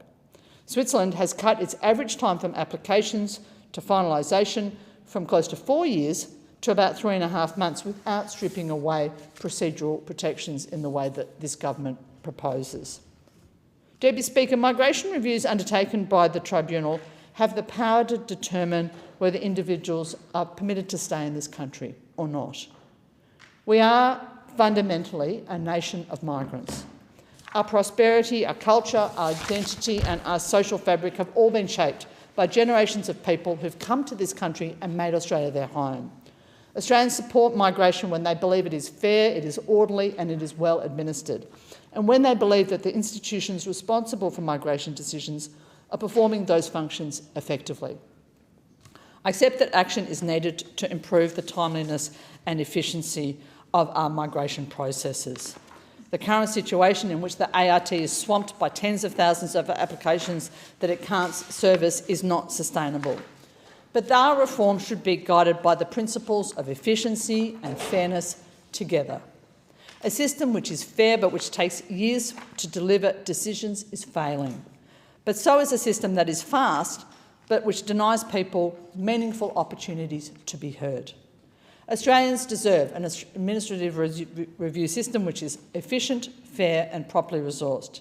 If this parliament is serious about administrative justice, we have to ensure that all three objectives are achieved, not just the first. And for those reasons, Deputy Speaker, I move amendments 1 and 2 as circulated in my name. I thank the member. Is the amendment seconded? I second the amendments and reserve my right to speak. I thank the member for Curtin.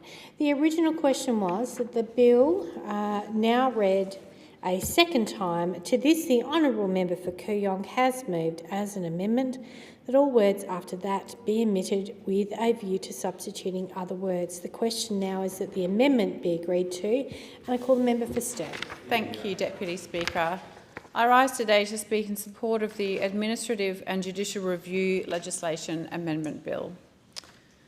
Replacing the previous Administrative Appeals Tribunal, the Administrative Review Tribunal commenced operation on 14 October 2024 and operates as Australia's federal merits review body in that it provides an independent review of decisions made by Australian government agencies, departments and ministers. Its jurisdiction is incredibly wide, providing a review mechanism for decisions made under more than 400 Commonwealth Acts.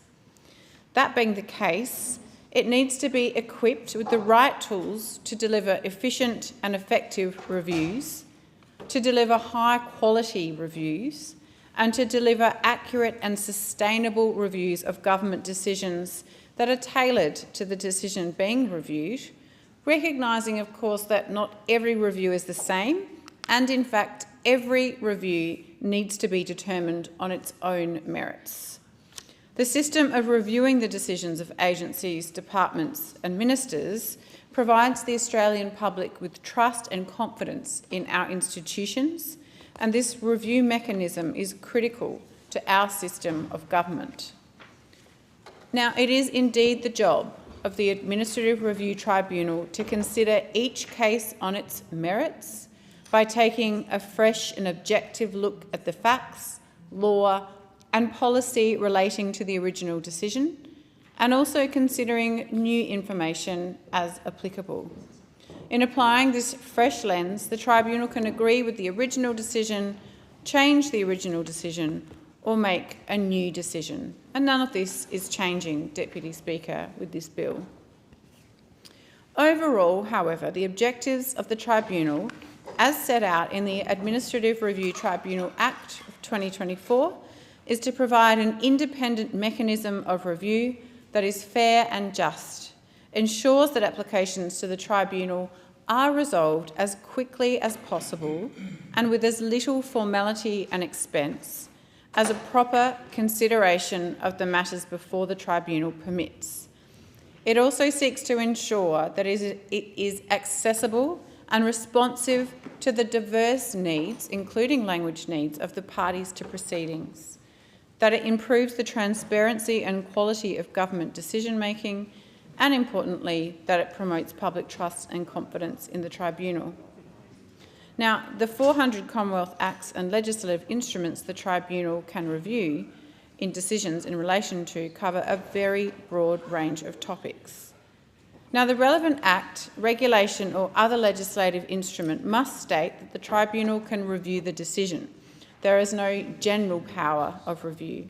The most common types of decisions the Tribunal reviews are visas, including migration and refugee visas, Centrelink payments, including family assistance, paid parental leave and student assistance, decisions in relation to the National Disability Insurance Scheme, decisions in relation to child support, taxation, Commonwealth workers' compensation and veterans' entitlements. In addition, the Tribunal's review jurisdiction includes reviewing decisions relating to Australian citizenship, bankruptcy, civil aviation, corporations and financial services regulation, customs, freedom of information, passports and security assessments by the Australian Security Intelligence Organisation. That is a huge workload. So given the breadth of this jurisdiction, the Administrative Review Tribunal must be empowered to operate efficiently and effectively to ensure that fair and just reviews of complex and, in some cases, life-changing decisions for the applicants are delivered promptly and accurately. This is particularly important given the Tribunal was established to make sure that community members have an available avenue to seek review of government decisions. And that avenue needs to operate effectively and efficiently and fairly. Now, equally, the Administrative Review Tribunal requires two important features. Firstly, flexibility, because the individual underlying facts leading to an individual review will always be different. And secondly, proportionality. This means that because of the breadth of the jurisdiction of the Administrative Review Tribunal, the time and resources expended to determine a matter should reflect the complexity of the issues, which will be different in every case, and the objective importance of what is at stake. Again, different in every case, and this really is directed at reducing delays and recognising genuine applicants and providing them with timely and effective decisions. This bill is squarely directed at that goal in that it seeks to support the Administrative Review Tribunal and the Federal Circuit and Family Court of Australia to more effectively deal with their already significant but ever-increasing caseloads, particularly relevant to migration and protection decisions made under the Migration Act of 1958. It does this at the same time as preserving fairness. It shouldn't be characterised any other way or as a shortcut or an effort to mask a lack of resources, although a properly resourced Administrative Review Tribunal is, of course, critical. Now, what does the bill do? It facilitates the Tribunal to give oral reasons for a decision, with written statements of reasons to be given at the request of an applicant in all reviews except for reviews relating to social security, veterans' entitlements to aged care or the NDIS, or other reviews that might be prescribed by regulations. Now, Deputy Speaker, an oral decision is still a properly reasoned decision. it still requires a proper consideration of the facts, of the relevant legislation, and of each case on its merits. An oral decision is not somehow of less value than a written decision in circumstances where a proper consideration of the merits is given by those making the decision. The bill also authorises registrars to exercise additional powers, including to reinstate applications in certain circumstances and to dismiss applications if satisfied that the application has no reasonable prospects of success. Some applications, Deputy Speaker, genuinely fall into that category. It also permits members, other authorised persons, to correct obvious errors in registrar-issued orders, and it expands the class of decisions treated as intelligence and security decisions by the Administrative Review Tribunal Act to include, in the definition of exempt security record decisions, those decisions relating to documents that are claimed to be exempt security documents, as well as those that have already found to be such documents. Now, this bill does engage with the right to a fair trial, as identified under Article 14.1 of the International Covenant on Civil and Political Rights, and the right to an effective remedy pursuant to Article 2.3 of that same covenant. With respect to the latter right, the bill will operate to protect the right to an effective remedy by overarchingly supporting the operation of an administrative review tribunal that conducts prompt and efficient tribunal review with as little formality and expense as a proper consideration of the matter requires. We heard from the previous member that many applicants are unrepresented and in relatively difficult financial circumstances. So a system that has as little formality and expense and is as quick as reasonably practical while still maintaining fairness is incredibly important to applicants falling within that category who do not have the resources for a prolonged merits review. This reflects the flexibility and proportionality aspects which are necessary to achieve an efficient and effective administrative review tribunal. With respect to the former human right, Article 14.1 prescribes that every person in the determination of rights and obligations in a suit at law is entitled to a fair and public hearing by a competent, independent and impartial tribunal established by law. Now, Deputy Speaker, its application to administrative review proceedings is not completely settled, as there are questions over whether these types of proceedings constitute a suit of law. However, to the extent there is any limitation, it's reasonable, necessary and proportionate to the objects of the bill and the objects of the Administrative Review Tribunal. As a collective, this bill and the reforms therein are directed at facilitating a more effective, efficient and sustainable merits and judicial review framework by deterring vexatious and frivolous applications at the same time as promoting engagement with genuine applicants and ensuring they receive a timely and effective decision. It does this by seeking to address the significant caseloads, and previous contributions from members have indicated that these caseloads are in the tens of thousands and growing. I commend the bill to the House.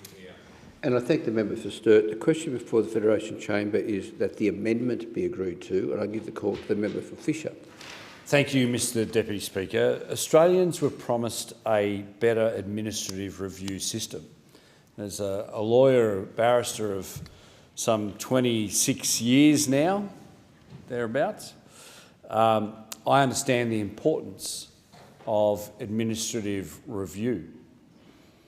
Australians were promised that abolishing the Administrative Appeals Tribunal and replacing it with Labor's new Administrative Review Tribunal would deliver a system that was fairer, more efficient and better equipped to deal with its caseload. Around $1 billion later, less than 2 years after the new tribunal commenced operation, Parliament is back here again fixing this bill. More amendments, more repairs, more powers being added, more procedures being corrected, and a tribunal now carrying a caseload of more than 131,000 matters. The Coalition will support this bill because it contains some sensible measures to improve the operation of the Administrative Review Tribunal and help address significant pressure in our migration review system. Where legislation improves efficiency, removes duplication and allows appropriately qualified people to get on with the job, then we'll support it. But Labor should not pretend this bill has appeared in some sort of a vacuum. Now, the former Attorney-General abolished the AAT, committed $1 billion to establishing its replacement and dealing with associated pressures in the migration system, and told Australians the new system would be better. Australians were entitled to expect that after spending that sort of money, that this government would get it right. Instead, Parliament is here, yet again, being asked to clean up this government's mess. The Administrative Review Tribunal commenced operation on the 14th of October 2024. Since then, Parliament has dealt with the original establishment legislation, miscellaneous measures, further amendments, and now this bill. The government has also committed another $69 million to continue dealing with this tribunal backlog, because that's what it is facing, a backlog. Australians were entitled to expect that after around $1 billion have been committed to creating a new system, that it would be settled and operationally effective. Instead, less than 2 years later, Parliament is again being asked to correct omissions, expand powers and improve procedures. And the numbers tell the story. As at the 31st of May this year, the tribunal had more than 131,000 cases on hand. 5 years earlier, just 5 years earlier, that figure was around 65,000. The caseload has effectively doubled. The median time taken to finalise an application has increased by 22 weeks. And just 43% of applications are being finalised within 12 months of lodgement. Anyone who has worked in the legal system understands what that means. A backlog is not just a statistic. Behind every unresolved matter is someone waiting for certainty. It's someone who doesn't sleep at night. It's someone who is aggrieved by a decision from a government department. Justice delayed is justice denied. Before entering this Parliament, I spent 16 years working as a barrister. I've seen firsthand what happens when disputes become unnecessarily complicated and unnecessarily prolonged. Good legal and administrative systems must be fair, but they must also be efficient. Those principles are not mutually exclusive. A system that makes decisions quickly but unfairly is unacceptable. But a system where people wait years for an outcome is not delivering justice either. Governments have a responsibility to design systems that reach proper decisions while using taxpayers' resources responsibly. That's why the Coalition supports the practical measures in this bill. One of the key reforms is to expand the powers the President of the Tribunal may authorise the Registrar to exercise. These include dismissing an application where there are no reasonable prospects of success, requiring leave before specified further applications can be made, and reinstating an application where the Registrar has authority to dismiss it. Now, these are sensible reforms. Tribunal members are a finite resource. Every hour a tribunal member spends dealing with a procedural issue that could appropriately be handled by a qualified registrar is an hour they cannot spend determining a substantive matter. We need the right people doing the right work. Importantly, there are safeguards. The President can impose conditions on an authorisation, and mechanisms remain available for applications to be reinstated where appropriate. At the end of July, the Tribunal had 112 registrars, and more than 9 in 10 held qualifications in law, dispute resolution, or both. We're talking about appropriately qualified people exercising clearly defined powers. But with additional power must come additional responsibility and accountability.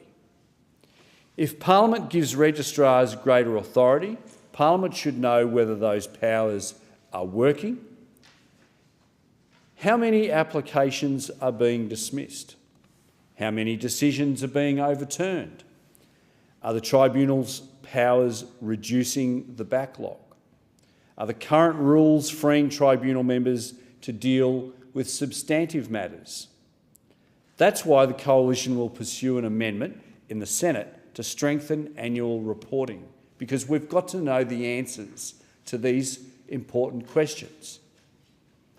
Governments are very good, in particular this Labor government is very good at making announcements. They're very good at talking the talk, but the real test is when the rubber hits the road. Parliament should be able to assess the results and determine whether taxpayers are getting a better functioning tribunal. The bill also contains a number of practical improvements which the Coalition supports. It will require specified migration and protection review applications to use an approved form. It will also allow appropriate migration decisions and reasons to be given orally.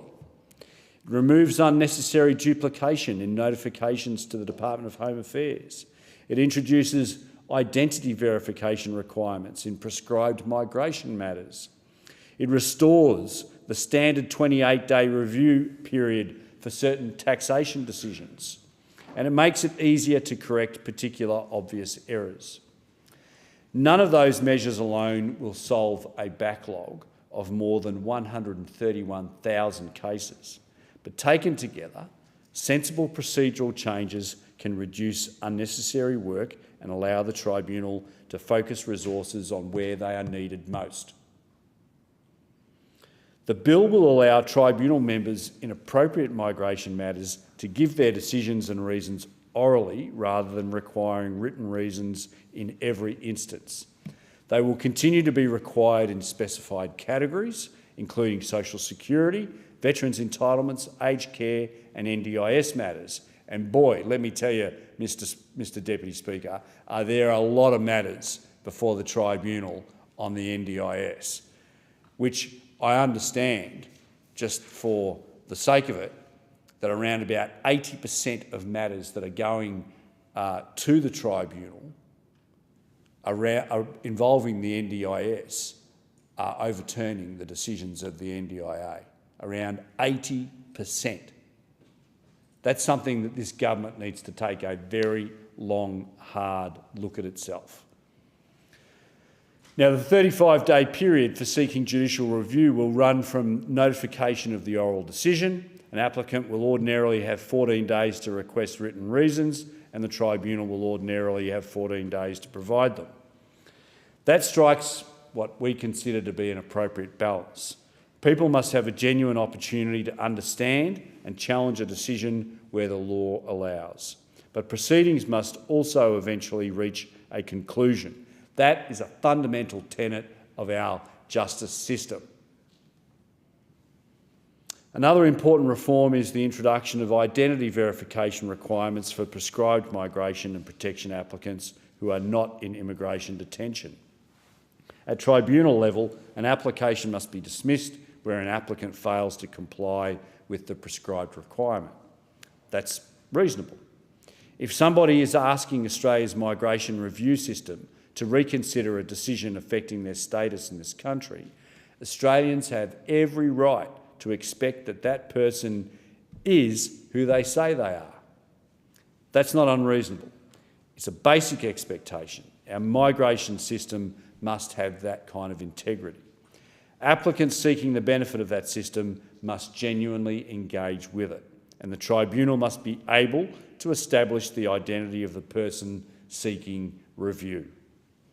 Deputy Speaker, every unnecessary delay in a migration matter has consequences. It consumes tribunal resources. It consumes departmental resources. It costs taxpayers money, and it delays other people who may have legitimate and complex cases requiring proper consideration.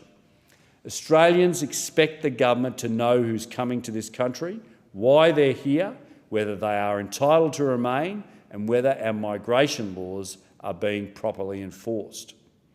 Administrative review is an important safeguard, but review cannot become an excuse for endless process. Fairness requires proper review. Integrity requires some degree of finality.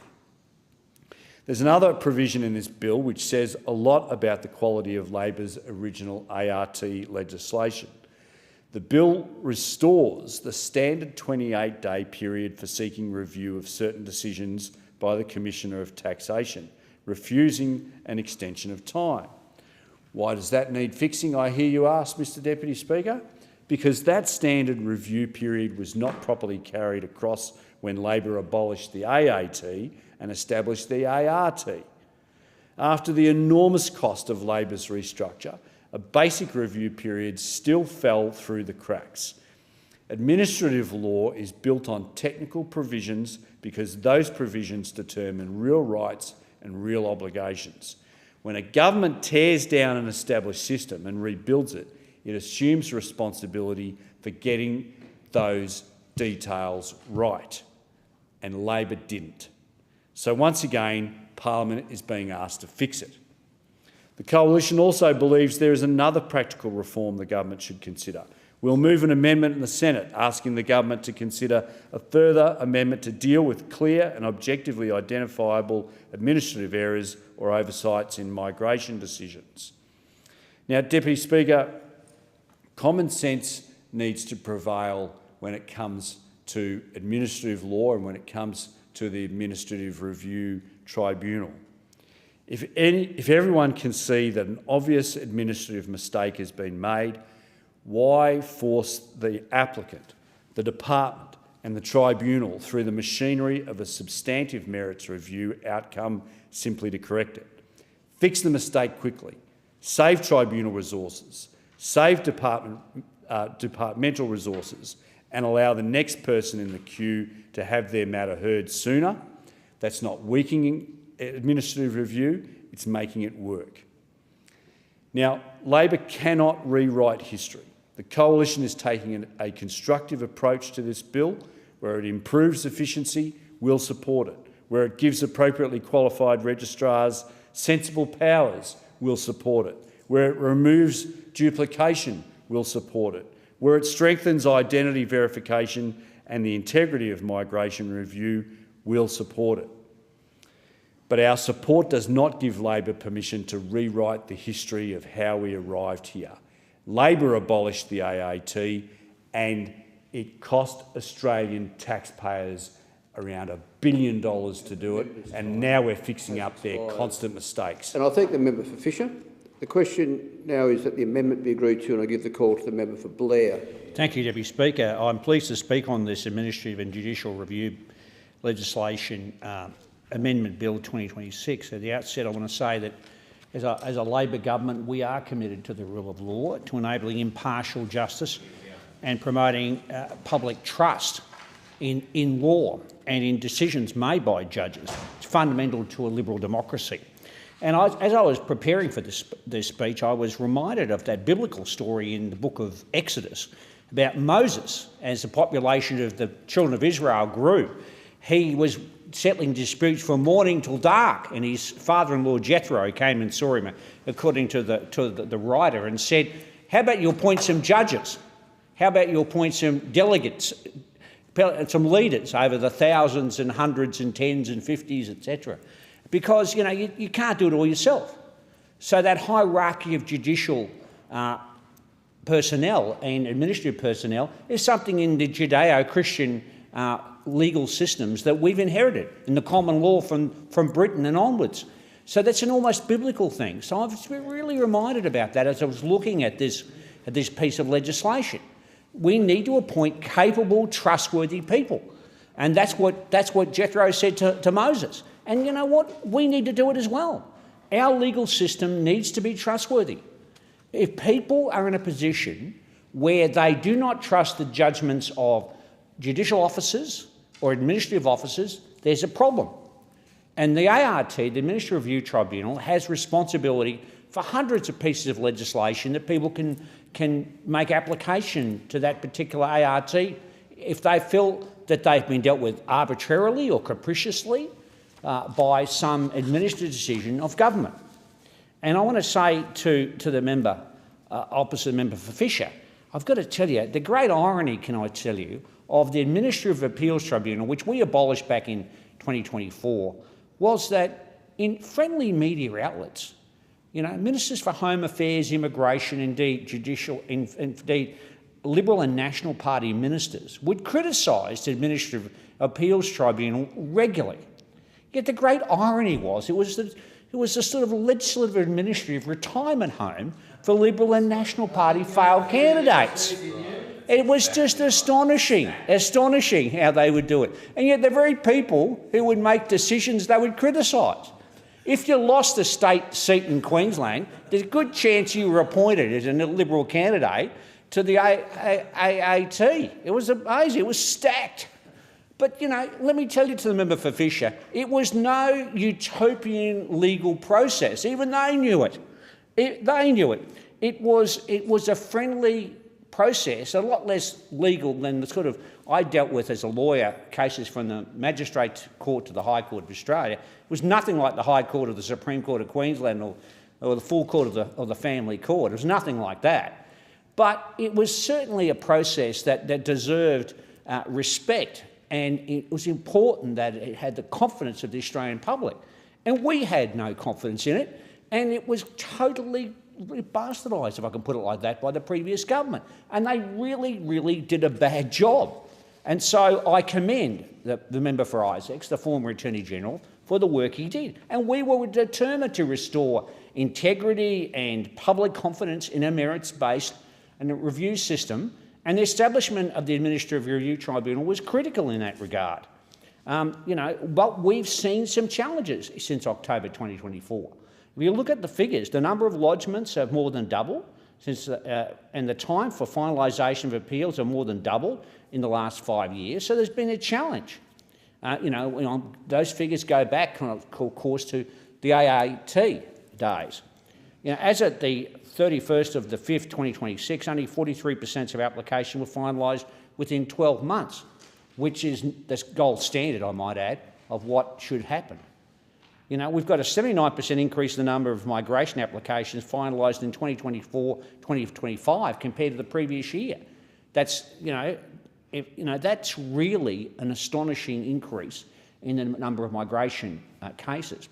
And really it's that area in particular that vexes us and causes us to try and clean up this mess. Now, we've been working hard to clean it up, and I have confidence in the ART. And, you think about the whole range of areas that the ART deals with: social security, veterans' entitlements, aged care, the National Disability Insurance Scheme. And I want to say that, I don't always agree with the member for Fisher, but I've got to say, in my experience, the NDIS doesn't always do a particularly good job in making decisions, because the number of times, in my observation, that the decisions are overturned at the ART level really bears out, I think, some examination of decision-making in the NDIS.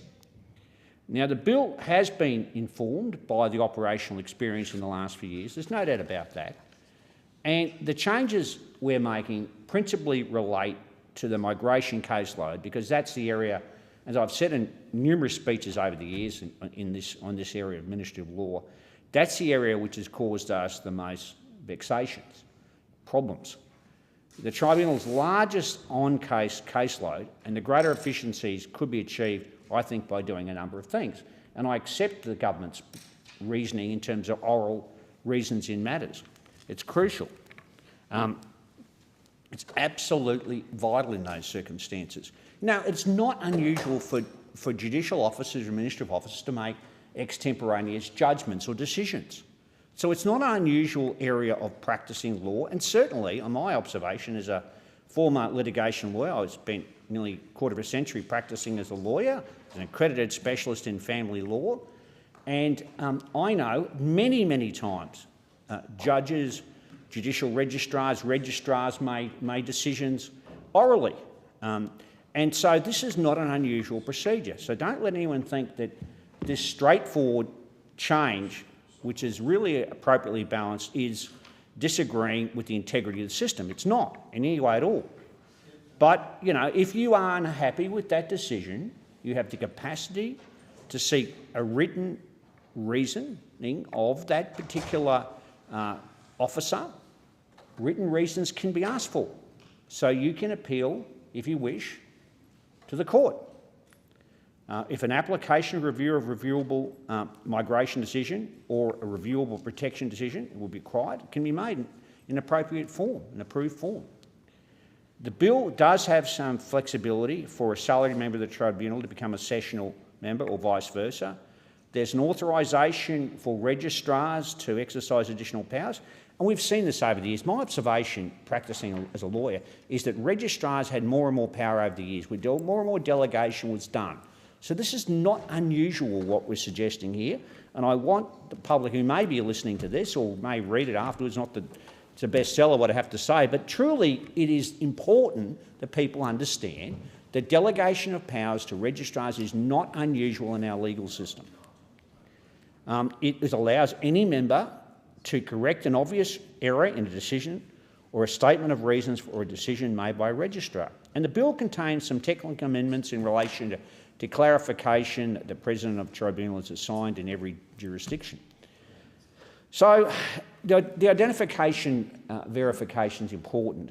As part of our broad commitment to ensuring the integrity of the migration system, we've got a new power we're introducing to require verification of identity of applicants seeking review of certain protection and other migration decisions. It's crucial. Fraud, criminality must be stamped out. You've got to make sure that the persons who make the application are actually the correct people. So this is consistent, both in the ART and the federal court.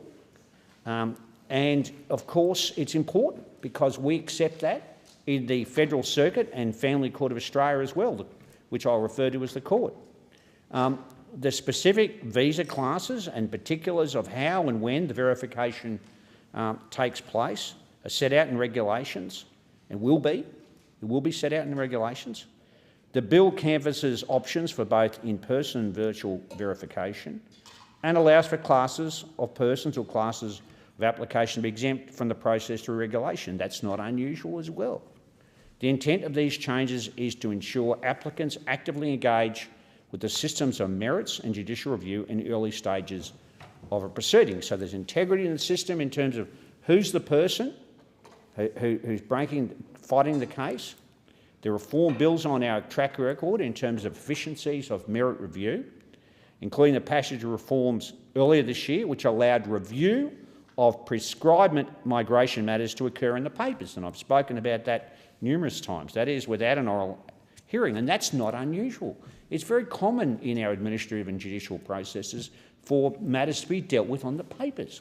It's very common at an interim hearing in the kind of court we're talking about here before, for example, for matters to be dealt with on the papers and maybe some words from the bar table or something like that. So it's not unusual for some oral submissions to be made, but matters to be dealt with on the papers. These reforms also address a cohort of applicants where applications are made on their behalf without express knowledge or consent. And that's crucial in terms of the integrity of the whole process. And it will operate differently between the court and the tribunal. First, any applicant who is subject to identity verification requirements and fails to satisfy the identity verification process will have their application review mandatorily dismissed. And there may be a circumstance when someone is just unable, Deputy Speaker, to complete the verification process for any good reason, and in those circumstances, all applicants who've had their matters mandatorily dismissed can seek reinstatement. I think that's a fair system under the existing process set out in the Migration Act, and make their case as to why they're unable to complete the verification issue. That gives an opportunity for there to be integrity in the process.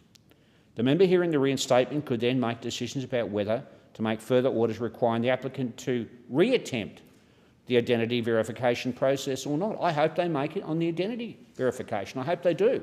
I want the people who make applications to be the very people who've been aggrieved by the decision under the Migration Act. In addition, any applicant who is subject to an identity verification requirement and fails to satisfy the identity verification process could require leave of the court to continue the proceedings. Under the tribunal, Division 2 would be able to extend the period in which the requirement be satisfied or dispense with the requirement entirely. It may, rather than must, dismiss proceedings if an applicant has failed to comply with the requirements, if the court has not ordered that the requirement be dispensed and leave has not been granted to continue the proceedings. See, an applicant can subsequently seek leave under Division 2 to reinstate the proceedings which have been dismissed for failure to satisfy the requirements, and these are critical.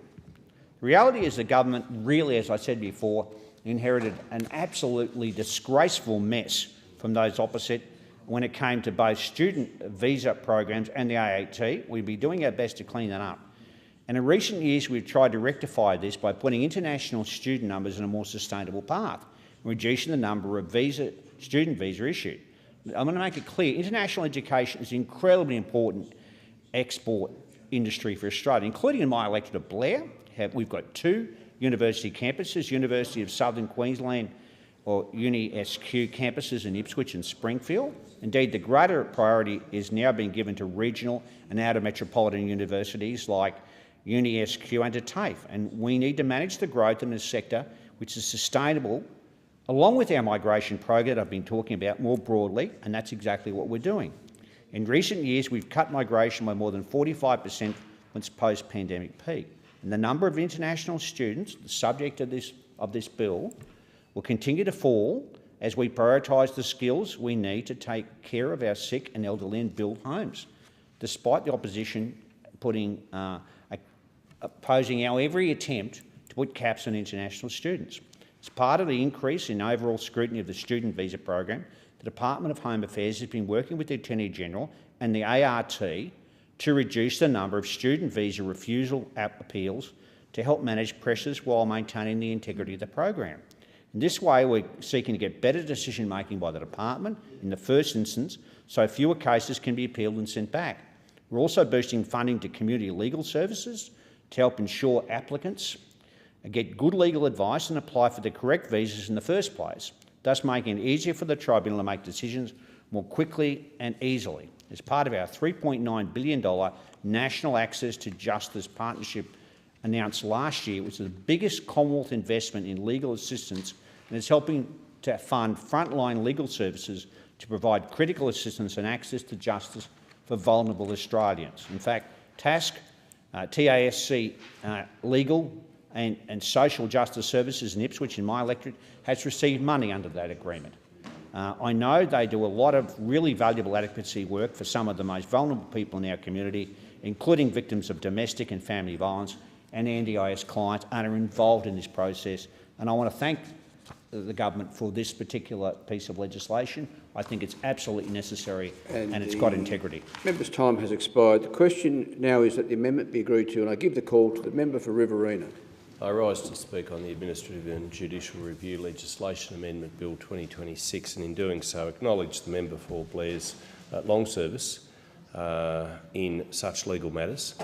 Acknowledge too that he played a part in a joint select committee about the efficacy of visas and migration and other matters as well with the member for Latrobe.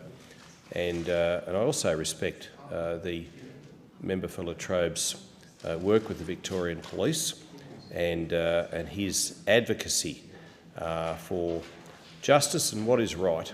And certainly the member for Blair talked about in his contribution reviews of visa matters, placements and numbers of international students, and what the government may or may not have been doing in that regard.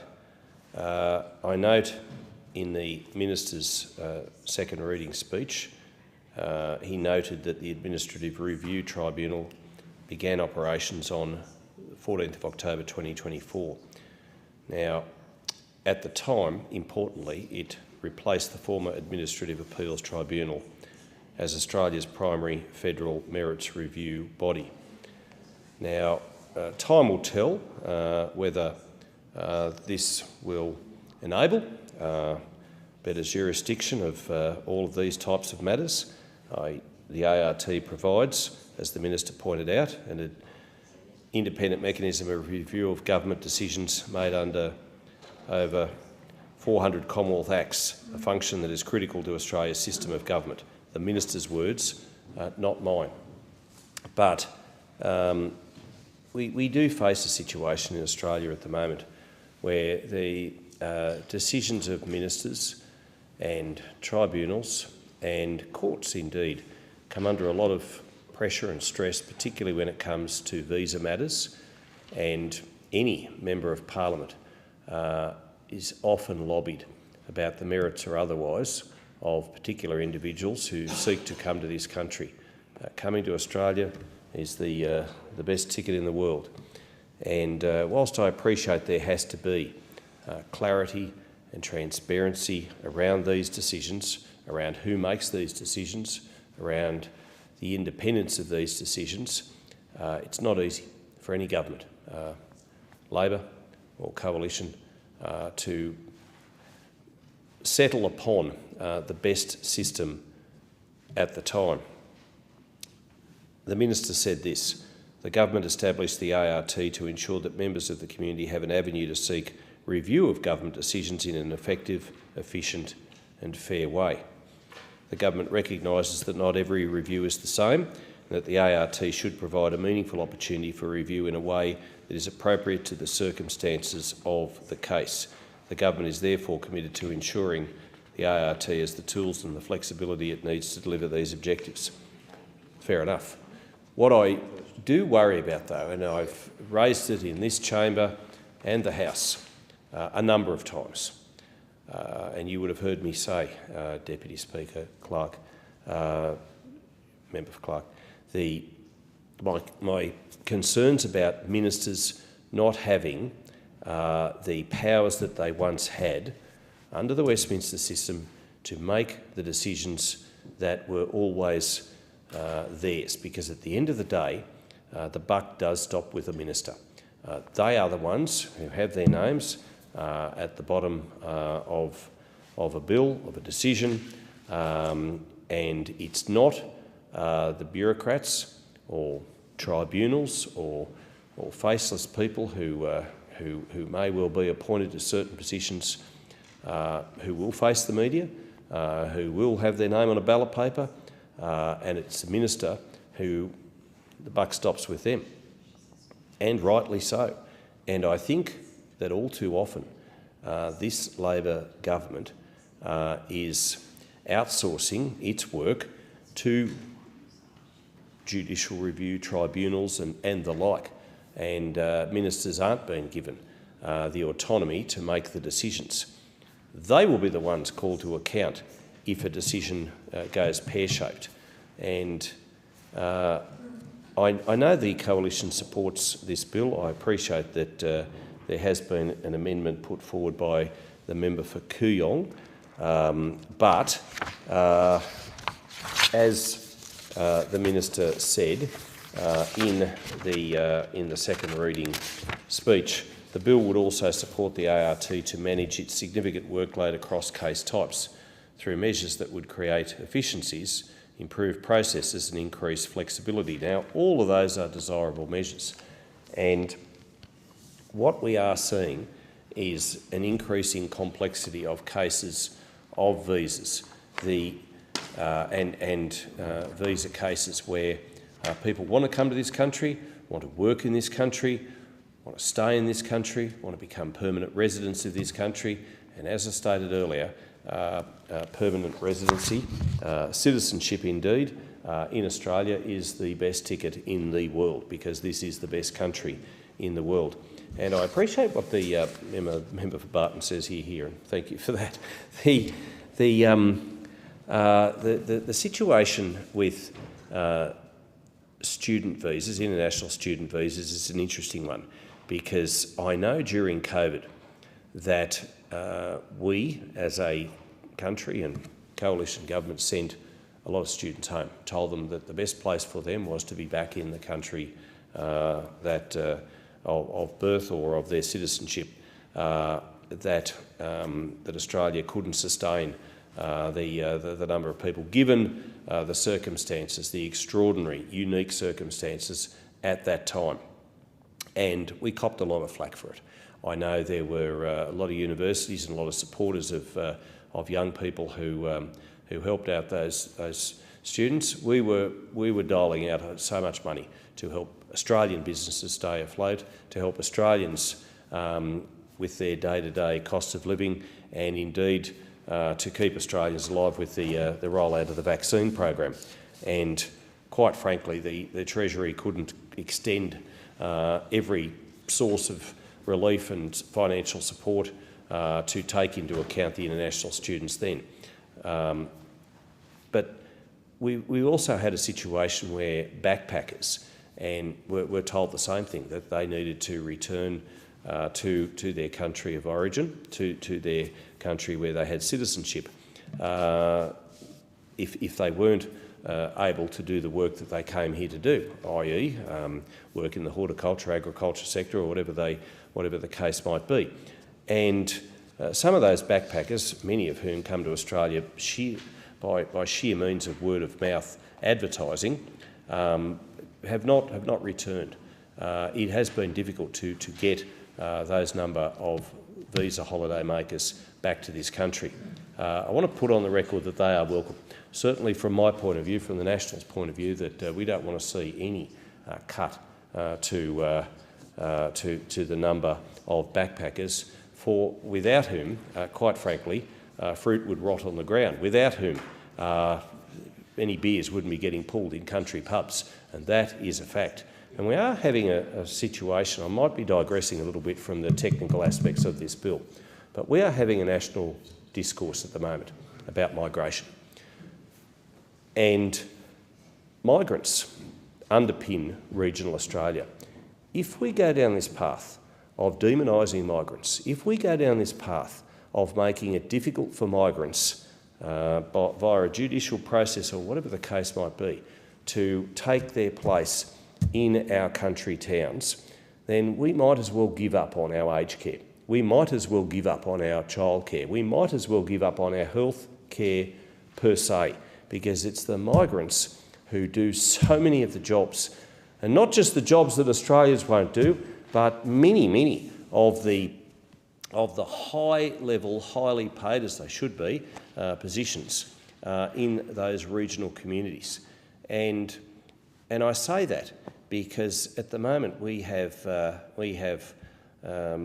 people from one particular party making a lot of comments about migration and a lot of comments about migrants that simply don't stack up when you go into a country town and you go to a hotel and you see how many of them are working in the hospitality sector. When you go into a hospital and see how many of them are doing the work of the medical staff and the medical specialists to keep people alive.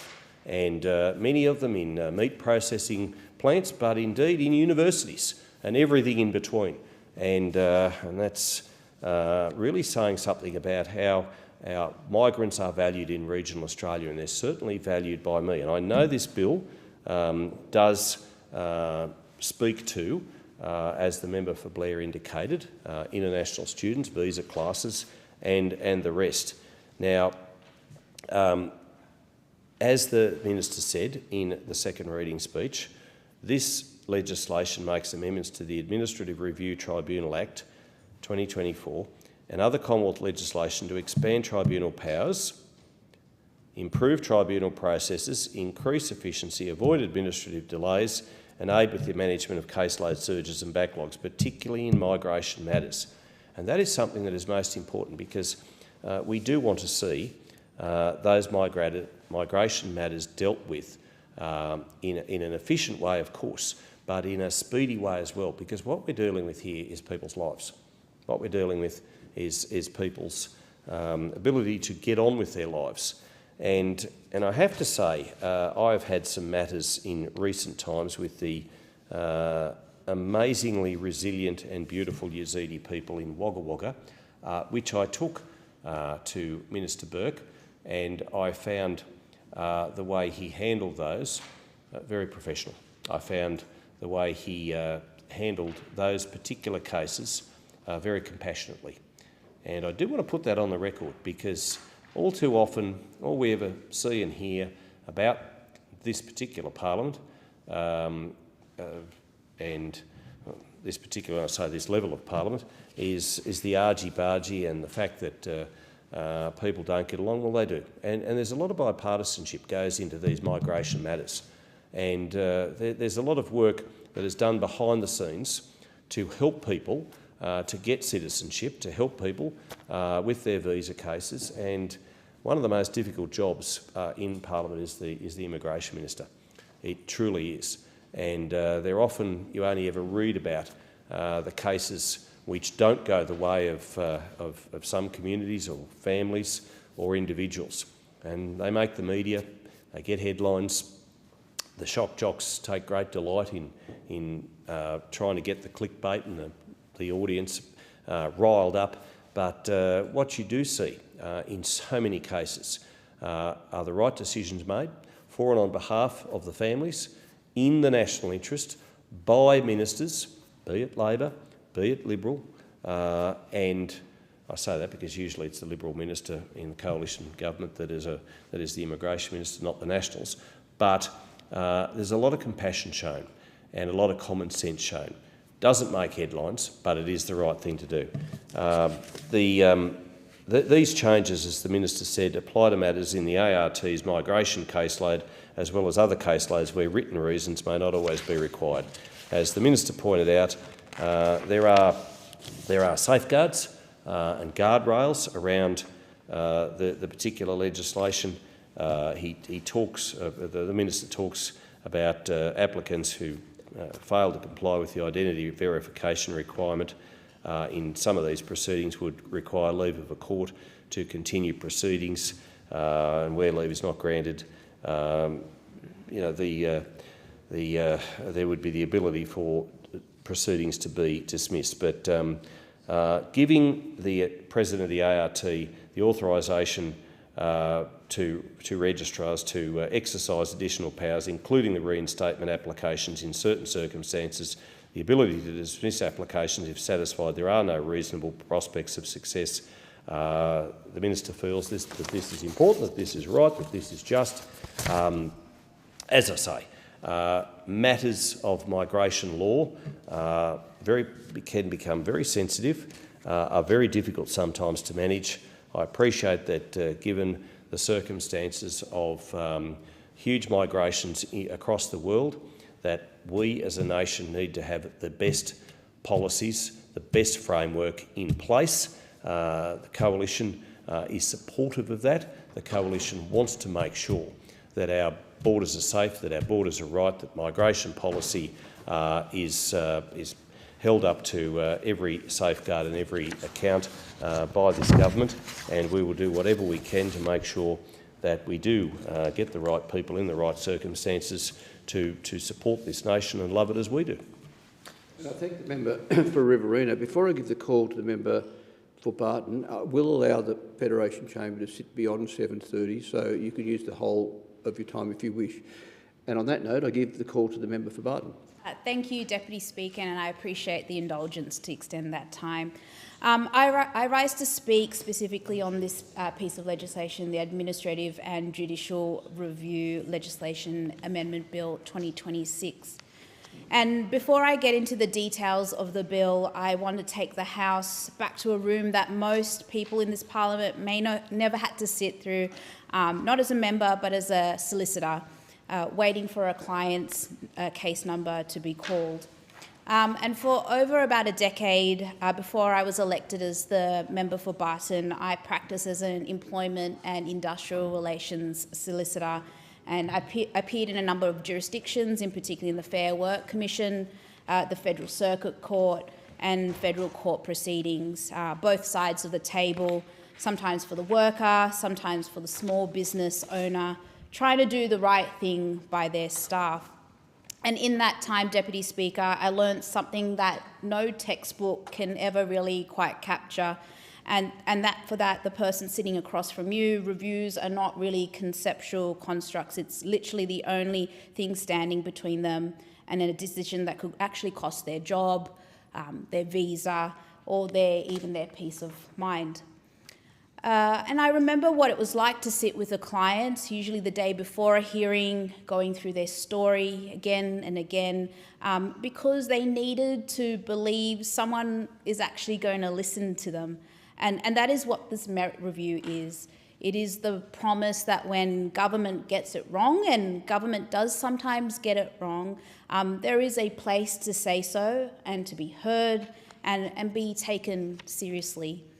And that is why what happened to the Administrative Appeals Tribunal under the former government mattered so much, and why fixing it matters just as much. And trust in institution is very important, and this isn't a concern I hold alone. This year, the McKinnon released its landmark report called The State of Australia's Democracy, and the picture it painted was quite sobering. It found that trust in our institutions is genuinely declining, and that when Australians are asked what actually determines who they vote for, two things that top the list. First, whether a party or candidate has a real plan for the country's long-term problems. And secondly, Deputy Speaker, whether they can demonstrate integrity and accountability. And they're not slogans, obviously, not personalities they rely on, it's the integrity and plan. And that finding should sit with every one of us in this chamber, because it is a direct message from the public about what they expect government to be. And no way is that exception more concrete than in the systems people rely on when governments get a decision about their life wrong. Deputy Speaker, if you want to rebuild trust in the theoretical, we have to start rebuilding trust in that concrete, in the institutions people actually have to walk into. Merits and judicial reviews are not decorations of our system of government. They are how ordinary people actually test the decisions made about their lives, how government itself learns when its own processes have gone wrong. A functioning review system doesn't just protect the individual in front of it, it actually improves the quality of every decision that comes after it. And that is precisely why the removal of the AAT was necessary. And under the Liberals and Nationals, merit reviews became something else entirely. It almost felt like a bit of a consolation prize. Over 9 long years, successive coalition Attorney Generals appointed more than 80 mates and failed candidates to this tribunal. And instead of being an institution Australians could trust to hold government to account, the AAT became a bit of a soft landing pad for politically connected, funded by the taxpayer. Every one of those appointments came at a cost, not just in dollars, but in confidence, that trust that I'm talking about, Deputy Speaker. Every Australian who walked into the tribunal deserved to know that people hearing their case was there because they were the best person for that job, not because who they knew. This is not a partisan observation, it is simply what the evidence showed. And this government has done the hard work of cleaning that up. We abolished the AAT, we legislated new merits-based appointment processes for its successors, the Administrative Review Tribunal, and it's working. The tribunal is now deciding more matters than in any previous year on record. But I want to be honest with the House. Rebuilding an institution's credibility is not a one-off act. You don't restore trust with a single piece of legislation and then walk away. Reform has to be treated on an ongoing responsibility, not a box that's been ticked. That is exactly the spirit in which this bill is brought forward. And this legislation's not sexy, it's not glamorous, Deputy Speaker, but it will not make headlines outside of this building possibly, but it's exactly the kind of unglamorous but practical work that determines whether an institution serves people well or badly. And the first set of measures goes to efficiency. Currently, the tribunal must give reasons for its decisions in writing in every case. And this bill would allow reasons to be given orally in most matters, with parties retaining the right to request written reasons if they need them, for instance, if they intend to appeal. And I think this is a sensible reallocation of members' time and resourcing as well towards matters that genuinely require a detailed written judgment rather than spreading that effort thinly across every other case regardless of complexity. And these changes will apply principally to the migration caseload because that is the tribunal's largest body of on-hand work, and it's where the efficiency gains are most significant. Importantly, the bill deliberately excludes social security matters in recognition that they already run through a distinct review process. It also excludes National Disability Insurance Scheme matters, veterans' entitlements, and aged care areas that so often turn on complex assessments of medical and personal circumstances, where the discipline of a written decision genuinely matters. Further exclusions can be made by regulation if experience shows they're needed. The bill also requires migration and protection review applications to be lodged on a prescribed form.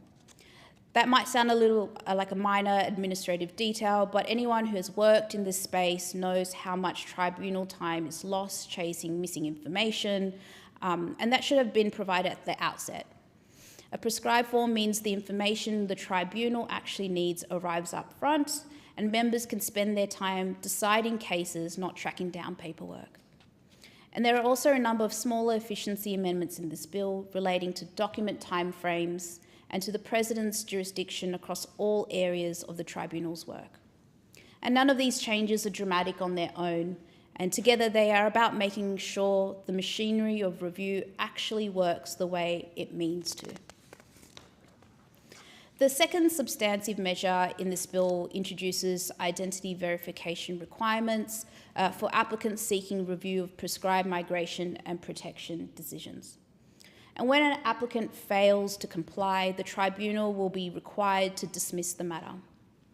The detail of how, when, and where the verification occurs is left to regulation, which gives the system flexibility as it's implemented. And it also means this Parliament retains the power to disallow these regulations if they don't operate as intended. And I want to be direct about why this matters, Deputy Speaker. A review system only retains public confidence if people believe the process is being used genuinely, that applicants are who they say they are, and that they understand what they're actually asking the tribunal to do. Identity verification is a common sense safeguard for that integrity. But fairness has been built into this measure too, and that matters just as much to me. An applicant whose matter is dismissed for failing identity verification is not simply locked out forever.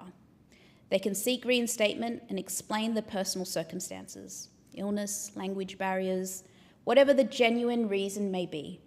And the member hearing the reinstatement application can order they be given another opportunity to complete the process.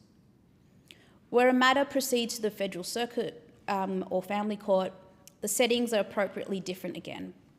The court may dismiss proceedings for non-compliance, and it retains a broader discretion than the tribunal to extend timeframes or dispense with the requirement altogether. And that distinction isn't an accident. It reflects the different constitutional character of a Chapter 3 court exercising judicial power compared with an administrative tribunal exercising merits review. And getting that distinction right is not a technicality, it's what keeps this reform on solid constitutional ground. Taken together, these are proportionate measures. They protect the integrity of the system without abandoning the person who's a genuine reason for non-compliance. They dissuade the frivolous application without punishing the person doing their honest best to navigate a process that can be quite daunting, even for those of us who once did this for a living. And Deputy Speaker, Barton is one of the most diverse electorates in the country.